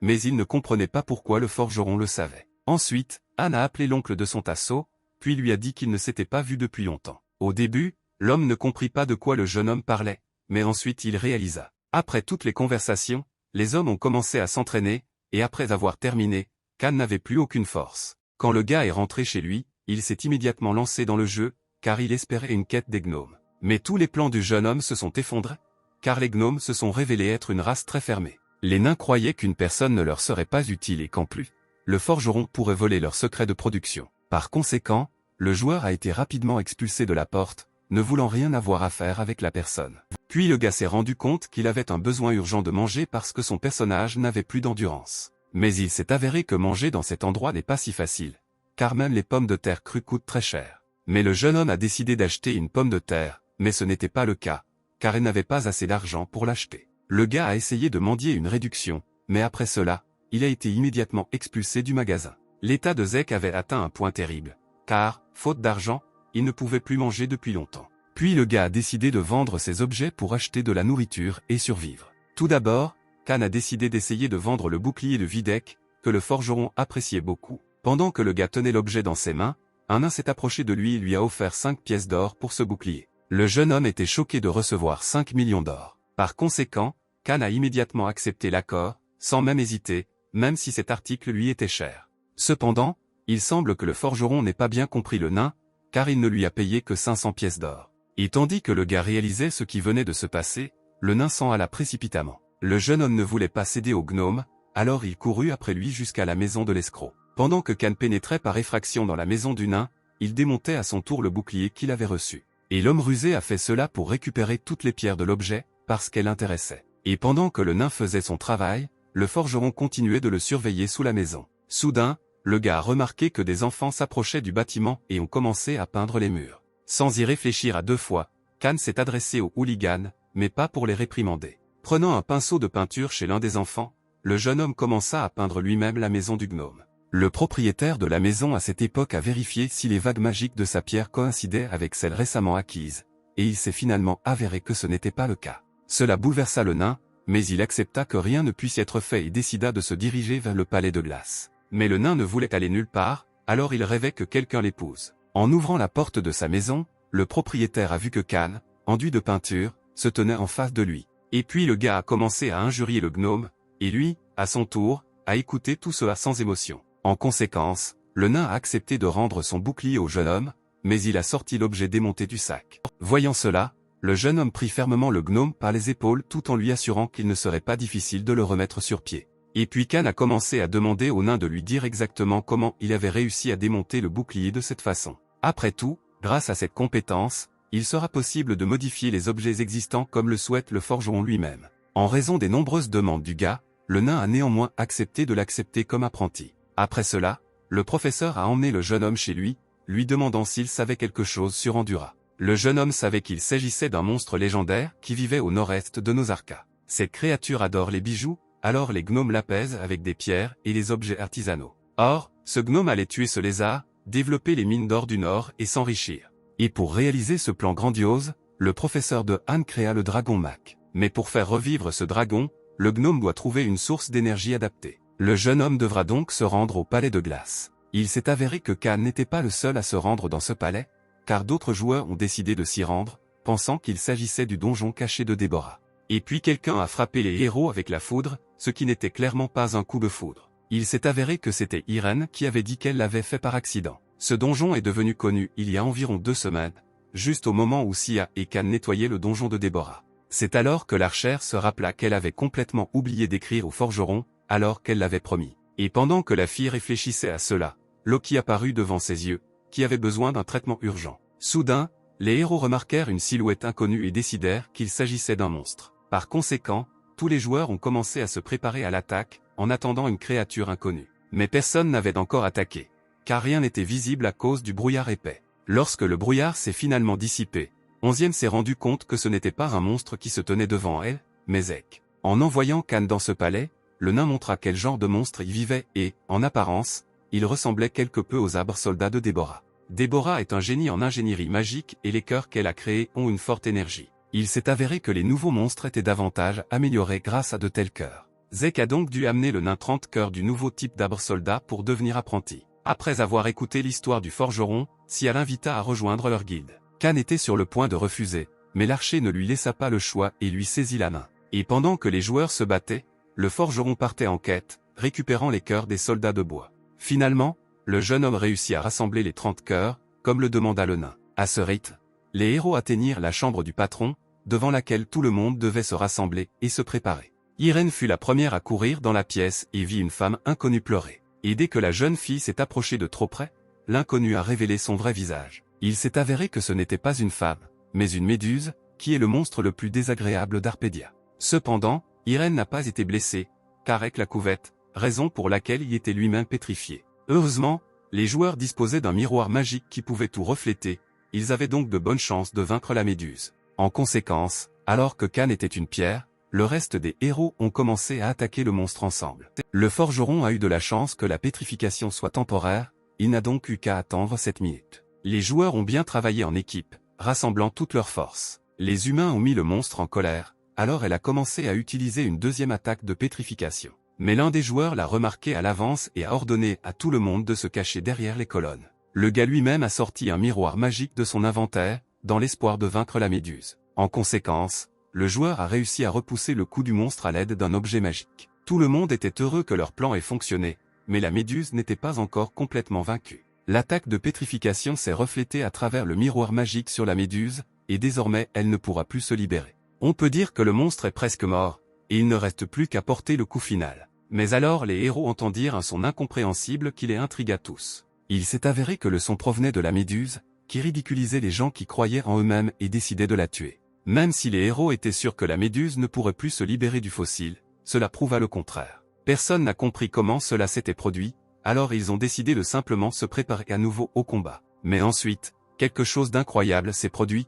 car le monstre a commencé à voler la vie des joueurs. Avant que les gens puissent cligner des yeux, leur vie a disparu sous leurs yeux. Le seul survivant n'a pas compris ce qui se passait, car auparavant, les méduses n'avaient pas une telle capacité. Le joueur décide alors d'utiliser à nouveau le miroir magique, en espérant que cela fonctionnera cette fois-ci. Malheureusement, cette fois, l'objet magique n'a pas fonctionné comme prévu. Tous les joueurs sont devenus des pierres et l'état de pétrification était actif tant que le lanceur était en vie. Méduse a dit que le miroir était sa faiblesse avant de rencontrer Déborah. Mais maintenant, une telle astuce ne fonctionnera pas avec la méduse, car Déborah l'a dotée de son pouvoir. Il s'avère que la bénédiction de Déborah était entièrement responsable de la défaite des joueurs. En conséquence, la Méduse est devenue plusieurs fois plus forte après avoir reçu le pouvoir de la sorcière légendaire. Finalement, le monstre a décidé d'utiliser la propre magie de Déborah sur les joueurs. Méduse a invoqué les portes sombres, et tout a commencé à tourner, et les héros ont décidé que c'était leur fin. Mais cela n'était pas destiné à arriver, car la pétrification du forgeron était enfin passée. Et puis Khan s'est empressé d'attaquer les Méduses pour sauver son équipe. Grâce au gars, la pétrification de tous les joueurs a disparu et la magie de Déborah a disparu de nulle part. Étonnamment, le forgeron a réussi à vaincre les Méduses et à sauver les autres. Avant de partir pour le palais de glace, Khan a demandé au gnome d'utiliser la forge. Et le gars en avait besoin pour se fabriquer une arme à partir d'un bouclier démonté. Le jeune homme comprit qu'en raison de son faible niveau, il ne pourrait pas devenir une arme de haut rang. Cependant, le forgeron était capable de fabriquer lui-même une épée d'un rang approprié, dotée d'une puissance d'attaque et d'une durabilité élevée. De plus, cette arme possédait une compétence spéciale qui incluait la capacité de réussir un coup à 100%, mais une seule fois. Et le gars devait saisir cette seule chance pour vaincre la Méduse. Et tandis que le jeune homme s'inquiétait de la perte de son épée, quelqu'un l'attrapa et l'entraîna vers lui. Il s'est avéré que les autres joueurs étaient si heureux de la victoire qu'ils ont commencé à lancer Khan en le remerciant. Tout le monde était ravi car le forgeron a réussi à vaincre le monstre d'un seul coup. L'attention et les compliments ont vraiment embarrassé le gars, car rarement quelqu'un le félicite. Sia était très heureuse et elle était sûre dès le début que Han était incroyable. Et tandis que les héros faisaient l'éloge du forgeron, ils commencèrent tous à se déplacer quelque part. Les joueurs ont vaincu le boss et ont donc été transportés dans une pièce secrète du palais de glace. Irène n'aimait pas vraiment cet endroit, alors elle décida qu'ils avaient simplement été trompés. De plus, peu importe les recherches des joueurs, ils n'ont rien trouvé d'intéressant. Même si tout le monde s'attendait à une salle avec des récompenses, ils pensèrent alors que puisque personne n'avait encore réussi à terminer le donjon, il y avait une chance que la Méduse ne soit pas le boss principal. Le forgeron croyait que puisque les Méduses appartenaient à la liste des patrons et avaient même des capacités cachées, alors il ne se trompait pas. Donc, très probablement, il y a une sorte de secret caché dans la pièce elle-même qui doit être résolu. Le gars s'est emparé de la table, et celle-ci s'est à son tour effondrée, provoquant la chute du jeune homme. Lorsque Khan se leva, il regarda le morceau d'objet qui restait entre ses mains. Et puis le forgeron parut comprendre quelque chose qui l'amusa tellement qu'il se mit même à rire. Le reste des joueurs n'a pas compris ce qui arrivait au jeune homme. Et puis le jeune homme a couru vers l'archer en lui disant qu'il avait de la chaux dans les mains. Ensuite, il est devenu clair que l'objet dans la main du gars ne faisait pas partie de la table, mais quelque chose qui était taché dessus. Cela signifie qu'il y a une raison pour laquelle de la chaux a été enduite sur la table en pierre. Après cela, le forgeron commença à frapper la table, essayant d'enlever la chaux restante. Il s'est avéré que la table n'était pas si simple, car un secret y était dessiné et caché. L'histoire était dessinée sur la table et pouvait être lue comme un livre. Il y avait aussi des représentations de dragons attaquant les gens avec leurs flammes. Une île a également été dessinée, qui semblait avoir été arrachée du sol avec les bâtiments. Tout le monde était à nouveau impressionné par l'intelligence de Zek. Mais sur la table il y avait non seulement des dessins, mais aussi d'étranges runes inconnues. Heureusement, l'un des joueurs possédait des lunettes de sorcier, qui lui permettaient de déchiffrer les runes. Il y était écrit que l'ancienne civilisation mycénienne, imitatrice de Dieu, serait exterminée pour son arrogance. C'est également là que le temps de destruction de la forteresse aérienne était de 7h28. Il faut donc arrêter le temps et remonter le temps. Et puis les joueurs ont entendu quelque chose qui leur a rappelé une sonnerie de cloche. Après cela, tout le monde a été aveuglé par le sol, qui a commencé à briller très fort. Le forgeron devina que le sol sur lequel il se tenait était un cercle de téléportation magique. Le directeur du jeu a également eu connaissance de cet événement et a été surpris car la forteresse aérienne a été découverte en seulement 2 semaines. Par conséquent, l'homme était heureux qu'il ait encore reporté la mise à jour du jeu. L'autre homme était également d'accord avec le réalisateur, car finalement tout se passe comme prévu. Entre-temps, les joueurs ont terminé le passage du palais de glace, puis ont réussi à découvrir pour la première fois la forteresse aérienne. Par conséquent, tous les membres de la guilde ont reçu le titre de découvreur de la forteresse aérienne. Tout le monde a décidé que la découverte de la forteresse aérienne mycénienne était la récompense du passage du palais de glace. Et puis une créature est sortie de la forteresse, disant qu'elle était ici pour rencontrer la guilde. Le personnage a conduit les joueurs dans le palais royal directement jusqu'à son Altesse. Après cela, les héros ont été accueillis par d'autres créatures semblables à celles qui les a rencontrées. Cependant, Ivanius III, qui était le seul roi du royaume de Mycène, n'était pas comme les autres. Ivanius était l'esprit du roi de l'ancien royaume de Mycénie, ce qui effrayait les filles. Les joueurs ont commencé à appeler le roi un fantôme. Cependant, il n'était qu'un esprit qui ne pouvait pas tomber dans l'oubli en raison de son attachement au monde. Décidant que sa majesté était un monstre, Ian décida qu'il devait être attaqué. Le roi a demandé à tout le monde de se calmer et de l'écouter, car il rencontrait des invités pour la première fois depuis 300 ans. Le royaume de Mycène a prospéré pendant des milliers d'années et la technologie magique a apporté des revenus au monde entier. Mais le problème était que leur technologie était trop avancée. Pour cette raison, Mycénia a été accusé d'avoir envahi les domaines divins, et Ivanius, qui a à peine survécu, et plusieurs autres membres de son peuple ont fui la forteresse aérienne. En conséquence, l'homme s'est retrouvé enfermé sous terre et est devenu un esprit. Cette histoire parlait de chimères et les gens étaient punis pour les avoir créées. Cependant, Ivani ne se repent pas de ce qu'il a fait, car si le désir d'apprendre et d'apprendre de nouvelles choses est un péché, alors Dieu est également coupable d'avoir créé des gens si curieux. Sa Majesté a été offensée que les connaissances sur la magie que son peuple collectait disparaissent. Le roi souhaite donc restaurer la forteresse et raconter aux générations futures les exploits de Mycénie. Et puis Ivani a demandé de l'aide aux joueurs pour aider à reconstruire la forteresse aérienne. Pendant que les autres réfléchissaient, Irène accepta, car elle avait pitié du vieux roi. Le forgeron accepta également, car il comprenait que s'il refusait, il pourrait y avoir un combat dans lequel la guilde perdrait. Du coup, tout le monde a soutenu l'idée d'accepter cette quête et d'aider Sa Majesté. Après cela, chaque participant s'est vu confier des tâches personnelles appropriées. Les tâches du forgeron se sont avérées très difficiles, car il devait créer 3 grands engrenages et un dispositif de régulation de puissance, et il devait également avoir des compétences d'assemblage de précision de niveau 6. Mais après avoir écouté les tâches des autres, Khan décida qu'il en avait plus ou moins plus. De plus, les joueurs recevaient des cadeaux que le roi préparait spécialement pour eux. Sa Majesté espérait que la guilde ferait tout son possible pour restaurer la forteresse aérienne. Tous les objets donnés étaient de niveau épique et le forgeron a reçu une veste qui augmente ses compétences et son endurance. Le gars imaginait déjà ce qu'il recevrait après avoir terminé la quête, puisqu'il y avait déjà de bonnes récompenses au début. Il s'est avéré que l'invité qui a rendu visite au roi il y a 300 ans était Déborah, qui a promis de restaurer la forteresse, mais au lieu de cela, elle a découvert la connaissance de Mycène et s'est enfuie. Après cela, Khan a décidé de se poser la question de savoir où aller pour se rendre sur Terre. Ivani a répondu qu'il ne savait pas, car il n'avait jamais essayé de sortir. La guilde de Sia n'était pas la seule à vouloir aller au palais de glace, il y en avait d'autres aussi. Et tout le monde a été accueilli par Lizzie, qui a proposé d'acheter un miroir magique. Et tandis que la jeune fille essayait de persuader les autres d'acheter ses marchandises, le mur derrière elle a commencé à s'effondrer. Et puis tous les joueurs de l'équipe de Sia sont tombés sur Lizzie, qui est apparue d'une manière ou d'une autre du mur. Après cela, le forgeron a dit qu'il avait raison, car si vous creusez dans la direction où se fait entendre le bruit du vent, vous pouvez certainement sortir. Le reste des joueurs étaient surpris par les gens qui sortaient du mur et avaient même les titres de découvreurs de la forteresse aérienne. Les joueurs ont compris qu'ils ne pourraient pas discuter de la quête dans le jeu, ils ont donc décidé de se rencontrer dans la vraie vie. Et puis Khan s'est rendu compte qu'il était perdu, car dans le jeu, il a une image sympa, mais en réalité tout n'est pas si bon. Pendant ce temps, des rumeurs se répandaient tout au long du jeu concernant un nouveau territoire appelé la Tour Aérienne. Bien sûr, tout le monde connaissait les découvreurs, alors l'équipe de Sia a compris qu'ils s'étaient attirés des problèmes. En raison de la curiosité des gens, la guilde de Sia a été temporairement interdite d'entrer dans le jeu, car trop d'attention était portée sur eux. YOO a été contre parce qu'elle voulait vraiment se lancer dans le jeu. Et quand tout le monde commença à dire que Zek était parti, il apparut et se présenta à tout le monde. Tout le monde a immédiatement remarqué que Khan ne ressemblait pas à son personnage, car dans le jeu, le gars est plus fragile. En fin de compte, tout le monde a décidé de commencer à se connaître, et Soyu s'est présenté en premier. Le prochain gars à se présenter était Kim Jin-su, qui fait partie du même club universitaire que Sia. Ensuite, Pyo Je-hoon s'est présenté et il s'est avéré qu'il va dans le même gymnase que Han. En entendant cela, la jeune fille fut très surprise que Zek se rende au gymnase de son père. C'est alors que Han réalisa que Shaerin, avec qui il jouait étant enfant, était assise devant lui. La jeune fille fut choquée par cette nouvelle, se demandant comment elle n'avait pas immédiatement reconnu son ami d'enfance. Les amis se serrèrent la main, racontant depuis combien de temps ils ne s'étaient pas vus. Mais ensuite Soyu allait distraire, leur rappelant qu'ils s'étaient réunis pour discuter de la quête. En conséquence, les joueurs ont passé presque toute la journée au café et il était temps de partir.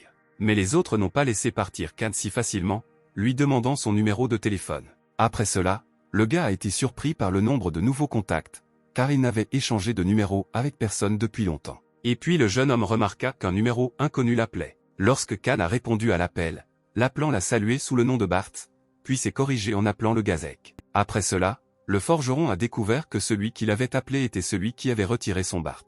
Le hacker a demandé au gars s'il aimait faire évoluer un nouveau personnage, ce qui a mis le jeune homme très en colère. Et puis l'étranger a demandé pourquoi Khan était si en colère maintenant, car dans le jeu, il était très gentil avec l'attaquant. Il s'est avéré que le forgeron a rencontré celui qui a supprimé son personnage dans le jeu, et ils ont même interagi. Un hacker a appelé pour faire un pari, invitant Khan à jouer à cache-cache. Et si le joueur parvient à attraper l'attaquant, il rendra Bartz au gars. Cependant, si le jeune homme ne parvient toujours pas à trouver son ennemi, il éliminera également le forgeron. Khan a accepté, mais a averti que s'il attrapait le pirate informatique, il le tuerait. L'appelant n'a pas pu être retrouvé, même par le département de cybersécurité, et même le service national de renseignement n'a pas pu le retrouver. Le gars a commencé à soupçonner tout le monde, mais s'est ensuite ressaisi, car on ne peut pas accuser tout le monde sans preuve. Ensuite, le jeune homme a décidé de ne pas s'écarter de son plan et a apporté au gnome 30 cœurs, comme il avait demandé. Après cela, le nain était censé prendre Khan comme élève, alors le professeur lui a remis un kit de formation pour le forgeron Gulli.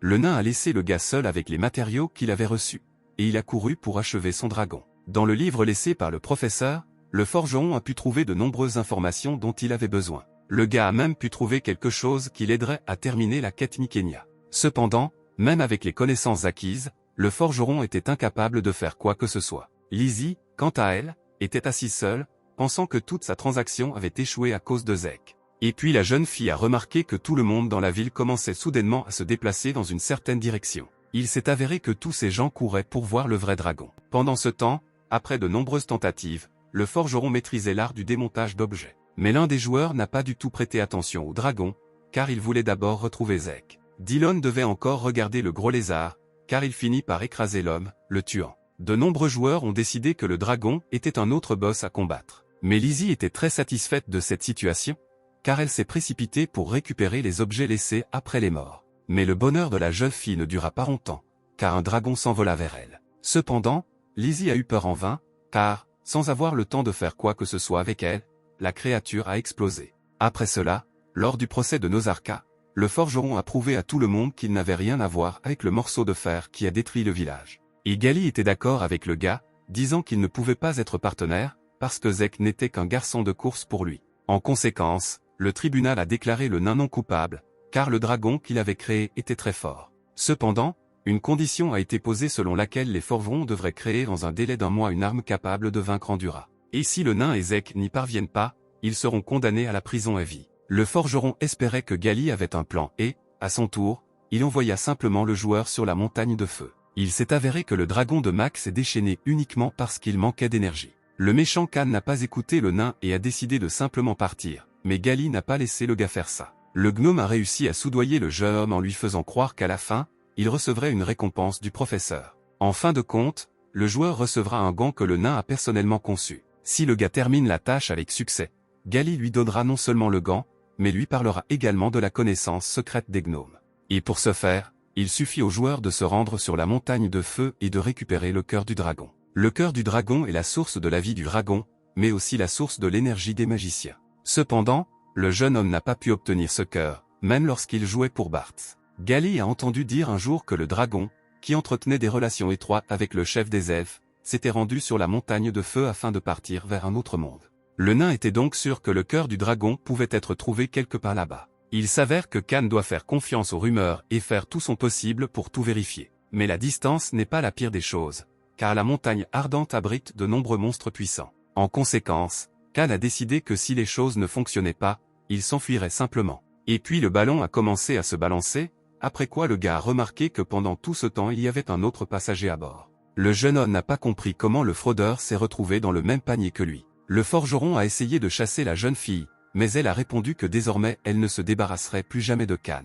Et tout cela parce que Lizzie était sûre que le forgeron volait pour accomplir une quête, alors elle voulait le suivre. 3 jours plus tard, les joueurs sont arrivés au bon endroit, puis Lizzie s'est rendu compte que tout n'était pas comme elle l'avait imaginé. Et les gens furent immédiatement accueillis par un scorpion, qui était un monstre de haut niveau. Même si Lizzie paniquait, le gars a décidé qu'il pouvait gérer un scorpion. Cependant, il y avait un problème, car le jeune homme avait un peu mal calculé la quantité. Les joueurs avaient déjà accepté qu'ils ne pouvaient pas s'échapper, mais ils ont ensuite vu qu'une flèche ou une lance avait atterri sur l'un des monstres. Et après cela, le gars et la fille ont vu leur sauveur, qui s'est avéré être un homme lézard. Au final, grâce à des créatures inhabituelles, les joueurs ont quand même réussi à survivre. Mais il était encore difficile d'appeler cela un salut, car après les scorpions, les hommes lézards ont tourné leur attention vers les gens. Les créatures décidèrent que puisque les gens avaient envahi leur territoire, ils devaient être sacrifiés. Les joueurs ne savaient pas où ils étaient emmenés, car ils n'avaient jamais rencontré de tels monstres auparavant. En conséquence, par peur, le jeune homme s'est simplement évanoui,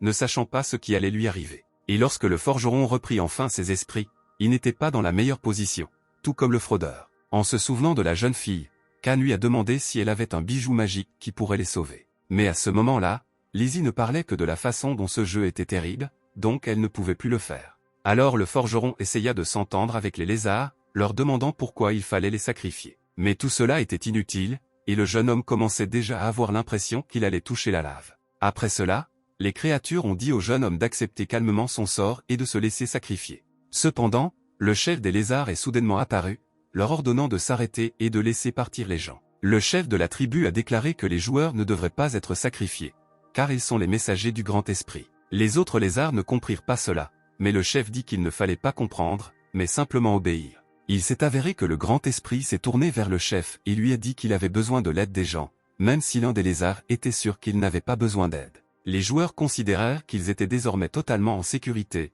mais le chef ordonna d'emmener les grands envoyés dans le donjon. Zek et Lizzie ne s'y attendaient pas, car ils pensaient déjà qu'ils devraient désormais être bien traités. Au début, les lézards disaient que les joueurs étaient des messagers du grand esprit, puis ils les enfermèrent derrière les barreaux. Il s'est avéré que le guerrier lézard et le chef lézard discutaient entre-temps de ce qu'ils feraient finalement avec les gens. Même si le chef était favorable à l'acceptation de l'aide des joueurs, le guerrier ne les aimait pas du tout. En conséquence, les créatures ont décidé que puisque le grand esprit ne commettait jamais d'erreur, elles devaient alors laisser les gens partir. Et le forgeron et l'escroc n'ont pas perdu de temps, essayant de sortir seuls du cachot. Mais quelque chose ne s'est pas passé comme prévu par les joueurs, car un guerrier lézard est venu à leur rencontre. Ensuite, les gens ont décidé de s'enfuir, décidant qu'ils étaient en grande difficulté et qu'ils devaient donc se sauver. Le lézard a couru après les joueurs en criant qu'ils devaient dire quelque chose. Le guerrier a même appelé les gardes à l'aide, mais Khan n'a pas voulu abandonner et a sorti une pioche. Le forgeron commença à se frayer un chemin hors du mur pendant que les lézards essayaient de l'arrêter. Zek et Lizzie n'avaient aucune idée que pendant qu'ils tentaient de s'échapper, quelqu'un les surveillait. Et c'est un inconnu qui, grâce à ses pouvoirs magiques, a retrouvé les joueurs. Il s'est avéré que le jeune homme n'était pas seul et qu'il cherchait quelqu'un en particulier. Le forgeron et l'escroc étaient facilement repérables grâce au mur brisé, donc tout le monde pouvait désormais savoir où aller. Pendant ce temps, Zek lui-même parlait avec le lézard tandis que Lizzie criait en voyant quelque chose derrière le gars. Et après cela, une grande colonne de tir a volé sur les joueurs, surgissant de nulle part. C'est alors qu'il devint clair que les étrangers ne chassaient pas le forgeron et Lizzie, mais des lézards. Tous ces joueurs se sont avérés n'être que des envahisseurs chassant des lézards. Les créatures ont commencé à crier qu'elles devaient se battre, même s'il était clair qu'elles ne pourraient pas gagner. Le jeune homme ne comprenait pas pourquoi les monstres ne pouvaient pas s'enfuir, car dans ce cas, il était inutile de se battre. Et puis le chef a attrapé les joueurs, ordonnant à tout le monde de courir dans le désert de Sarin pour s'échapper. L'un des lézards n'a pas eu le temps de s'échapper, alors il a été attrapé par Yuna, qui a décidé qu'elle torturait la créature. Cependant, Sial a arrêté, disant que la tâche de quête n'indiquait pas de tourmenter les lézards. Et puis Yuna a commencé à injurier l'archer pour avoir osé la montrer du doigt. Pendant que la jeune fille était distraite, le lézard a réussi à lui mordre la jambe et à s'enfuir. Les survivants, comme l'a dit le leader, se trouvaient actuellement dans le désert, se cachant des assaillants. Puis le forgeron s'est rendu compte que tout cela était arrivé à cause de lui, parce qu'il avait brisé le mur, alors il a décidé de s'excuser. Mais les excuses n'ont pas suffi, car grâce à l'acte du jeune homme, l'emplacement de la grotte a été révélé, raison pour laquelle les lézards n'ont pas pu protéger leur héritage. Et puis le leader s'est empressé d'interrompre tout le monde afin de tout expliquer sereinement. Le lézard a déclaré que depuis les temps anciens, sa tribu gardait l'héritage du dragon. Le chef a admis que les lézards avaient protégé l'endroit où le dragon Édéas était enterré pendant plus de 1000 ans. Cette information rendit le forgeron heureux, car il découvrit enfin où se trouvait le cœur du dragon. Les personnes qui ont participé à l'attaque contre les lézards ont reçu beaucoup d'argent en échange. Il s'est avéré que tout le monde était payé pour cette quête par un chaman lézard capable d'utiliser la magie et la sorcellerie. Dans la tribu des lézards, tout s'est mal passé précisément après cela, lorsque le chaman lézard a trahi les autres. Ce lézard a reçu le titre de chaman, car il était intelligent et a donc pu faire revivre la tribu. Mais soudain, le lézard commença à changer, voulant prendre possession du pouvoir du cœur du dragon. La femme a essayé de voler le cœur, mais elle a été arrêtée. Cependant, grâce à la magie, elle a pu s'échapper, mais sans objet de valeur. Le lézard n'a pas renoncé à s'emparer du cœur, utilisant les gens pour cela. Les créatures ont essayé de protéger le cœur, car si au moins un héritage disparaît de la montagne de feu, il explosera à cause de la force volcanique supprimée par cet héritage. Mais jusqu'à présent, tout est en ordre, car le chef a caché le cœur du dragon dans la lave. Cependant, une fois par mois, les lézards accomplissent un rituel pour remplir de force le cœur du dragon. Il reste une semaine avant le prochain rituel, Donc pendant ce temps les monstres doivent retourner dans leur grotte. Et si pendant ce temps le cœur n'est pas rempli de force, alors la montagne de feu explosera. Le gars a alors décidé d'aider la tribu des lézards, mais Lizzie était contre, car c'était très dangereux. En conséquence, les joueurs sont arrivés au Sphinx d'acier, une immense statue qui garde l'entrée du donjon pyramide d'un autre monde.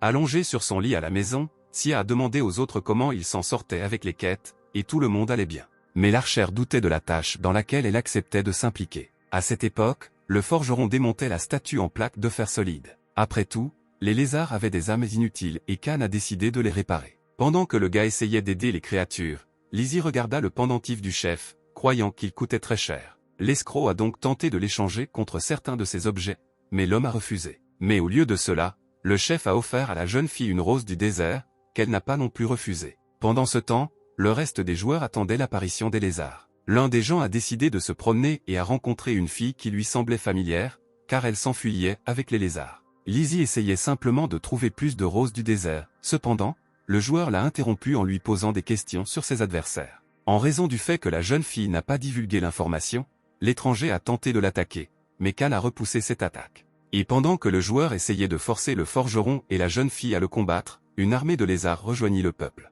En entendant cela, les joueurs ont également commencé à se préparer, car ils devaient combattre des monstres. C'est ainsi qu'a commencé la véritable guerre entre les hommes et les lézards. Et cette fois, ce n'était pas si facile pour les joueurs, car les créatures disposaient désormais d'armures et d'armes de haute qualité. Même si tout le monde pensait que Zek aidait les monstres, en fait, ses plans incluaient toujours de voler le cœur du dragon. Les lézards faisaient confiance au forgeron, mais il décida que la quête était bien plus importante pour lui, il lui suffirait d'évacuer tout le monde avant que le volcan n'entre en éruption. Le forgeron a décidé que personne ne se souciait de lui maintenant, il était donc temps de voler, mais quelqu'un lui a tiré une balle dans la jambe. Puis le gars s'est rendu compte que l'un des joueurs visait les articulations et bloquait les mouvements au lieu de tuer. Khan savait que la flèche devait être visible pour pouvoir la tirer, il a donc créé un effondrement pour masquer la visibilité. Ainsi, le jeune homme a réussi à atteindre directement l'archer. Et puis le gars a vu que l'archer pendant tout ce temps était son ami Sia. Lizzie et le chef ont réussi à éviter la bataille, ils se reposaient donc actuellement, se demandant comment allaient les autres. La jeune fille essayait toujours de persuader le lézard de lui donner le précieux pendentif. Il s'est avéré que si vous dénouez ce collier, le chef ne pourra plus contrôler les lézards dont la femme a profité. Grâce à l'effet de surprise, le chaman a réussi à s'emparer du pendentif magique. Le chef a tenté d'appeler à l'aide, mais son adversaire a endormi tous les serviteurs. Et la raison du comportement de cette femme était les règles proposées par le leader. Et juste au moment où le lézard était sur le point de tuer le chef, Lizzie vint à sa défense. Pendant ce temps, des amis partageaient qui effectuaient quelle quête, car il était clair qu'ils étaient différents. Il s'est avéré que Sia est en quête de reconstruire la forteresse aérienne mycénienne, à la recherche d'ailes du vent. Et pour accomplir cette tâche, l'archer devait trouver le pendentif du chef. Grâce à ce pendentif, la jeune fille s'est impliquée dans toute cette histoire avec le chaman lézard. Cependant, Sia n'a pas eu le temps de terminer son histoire, car elle a été attaquée par l'un des adversaires. Voyant que Zek communiquait avec l'ennemi, les lézards lui présentèrent le choix, où le gars devait choisir soit eux, soit l'archer. En conséquence, le jeune homme a dit au monstre qu'il ne les combattrait pas. Mais Sia était l'allié du forgeron, donc il n'allait pas non plus l'abandonner. Ensuite, la jeune fille a déclaré qu'il n'avait aucune raison de se battre, car tous les lézards étaient en fait menés par le nez par leur chef. L'archer a dit que le chef trompait tout le monde. Il s'est avéré que pendant que le lézard demandait à Lizzie de s'éloigner, le chef a sorti une épée et a transpercé les deux filles avec. Le chaman lézard était très intelligent et le chef la soutenait, croyant en sa force. Après un certain temps, la femme a rencontré son mari et ils ont eu un enfant. Sur ordre du chef, le lézard a hypnotisé ses camarades, les envoyant à la guerre et les a aidés au sacrifice. En conséquence, le mari de la femme est mort pendant la guerre et son enfant a été sacrifié au grand esprit, puis le chaman a appris la vérité. La femme a réussi à trouver le livre du leader, où il était écrit que le cœur peut transformer un monstre en dragon, ce qui était le plan du leader. Par conséquent, le lézard a décidé de se venger de la créature qui a complètement détruit sa vie. Le chaman comprit qu'elle ne pouvait pas se débrouiller seule,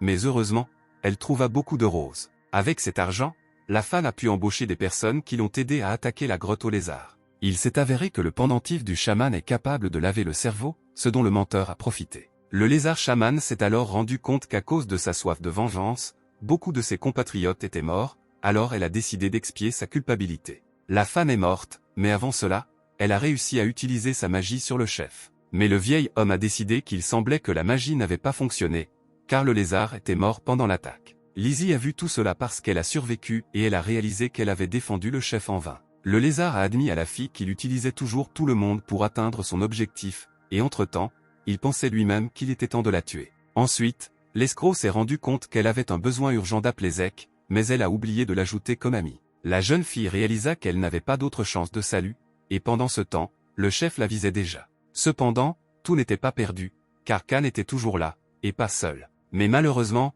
les joueurs n'ont pas eu le temps, car Lizzie est finalement décédée. Et puis le leader s'est adressé au personnage, redevenant un vieil homme affable. Lorsque le chef apprit que la grotte leur appartenait à nouveau, il s'y précipita pour y faire un sacrifice. Mais les autres arrêtèrent le vieil homme, lui demandant où il était si pressé, car la journée était déjà passée, mais l'esprit ne s'est pas mis en colère et n'a pas fait sauter la grotte. Le leader s'est alors rendu compte qu'il n'était plus nécessaire de faire semblant, car son mensonge avait été dévoilé. Après cela, le vieil homme utilisa le pendentif et ordonna aux guerriers de tuer les gens. Contrairement aux attentes du chef, le lézard a commencé à l'attaquer, pas les gens. Le chef ne comprenait pas pourquoi il ne pouvait pas, comme auparavant, laver le cerveau du guerrier. Il s'est avéré que le pendentif ne fonctionnait plus à cause de la marque sur son cou que le sort lui avait laissé. Puis le vieil homme s'est rendu compte qu'il se trouvait dans une situation difficile, puis a jeté des pierres sur le forgeron pour le distraire. Pendant ce temps, le chef lui-même a commencé à s'enfuir, car il a compris qu'il ne pourrait pas se battre sans le pendentif. Après cela, le vieil homme se rendit sur la montagne de feu pour récupérer le cœur du dragon. Après tout, si le leader mange le cœur, il acquérera une force incroyable, même si elle n'est pas encore parfaite. Cependant, ce que le vieil homme a retiré de la lave n'était pas le cœur du dragon, comme il l'avait espéré. Et le véritable cœur du dragon était entre les mains du forgeron, qui a réussi à le prendre en premier. Le chef a tenté de prendre l'objet des mains du jeune homme, mais sans succès. Le vieil homme a dit que le cœur brille en violet uniquement parce qu'il a rempli de vitalité en sacrifiant ses sujets et son peuple. Et puis le chef s'est rendu compte que tout son peuple avait entendu ces paroles. Alors maintenant tout le monde sait que le vieil homme s'est avéré être un menteur. Les lézards décidèrent que le chef n'était plus leur allié, car il avait ruiné de nombreuses vies pour son propre bénéfice, alors le guerrier tua calmement le vieil homme. Après cela, Khan a remarqué que la couleur de l'œuf devenait encore plus saturée. Ou bien, le jeune homme pouvait simplement se tromper, et tout lui semblait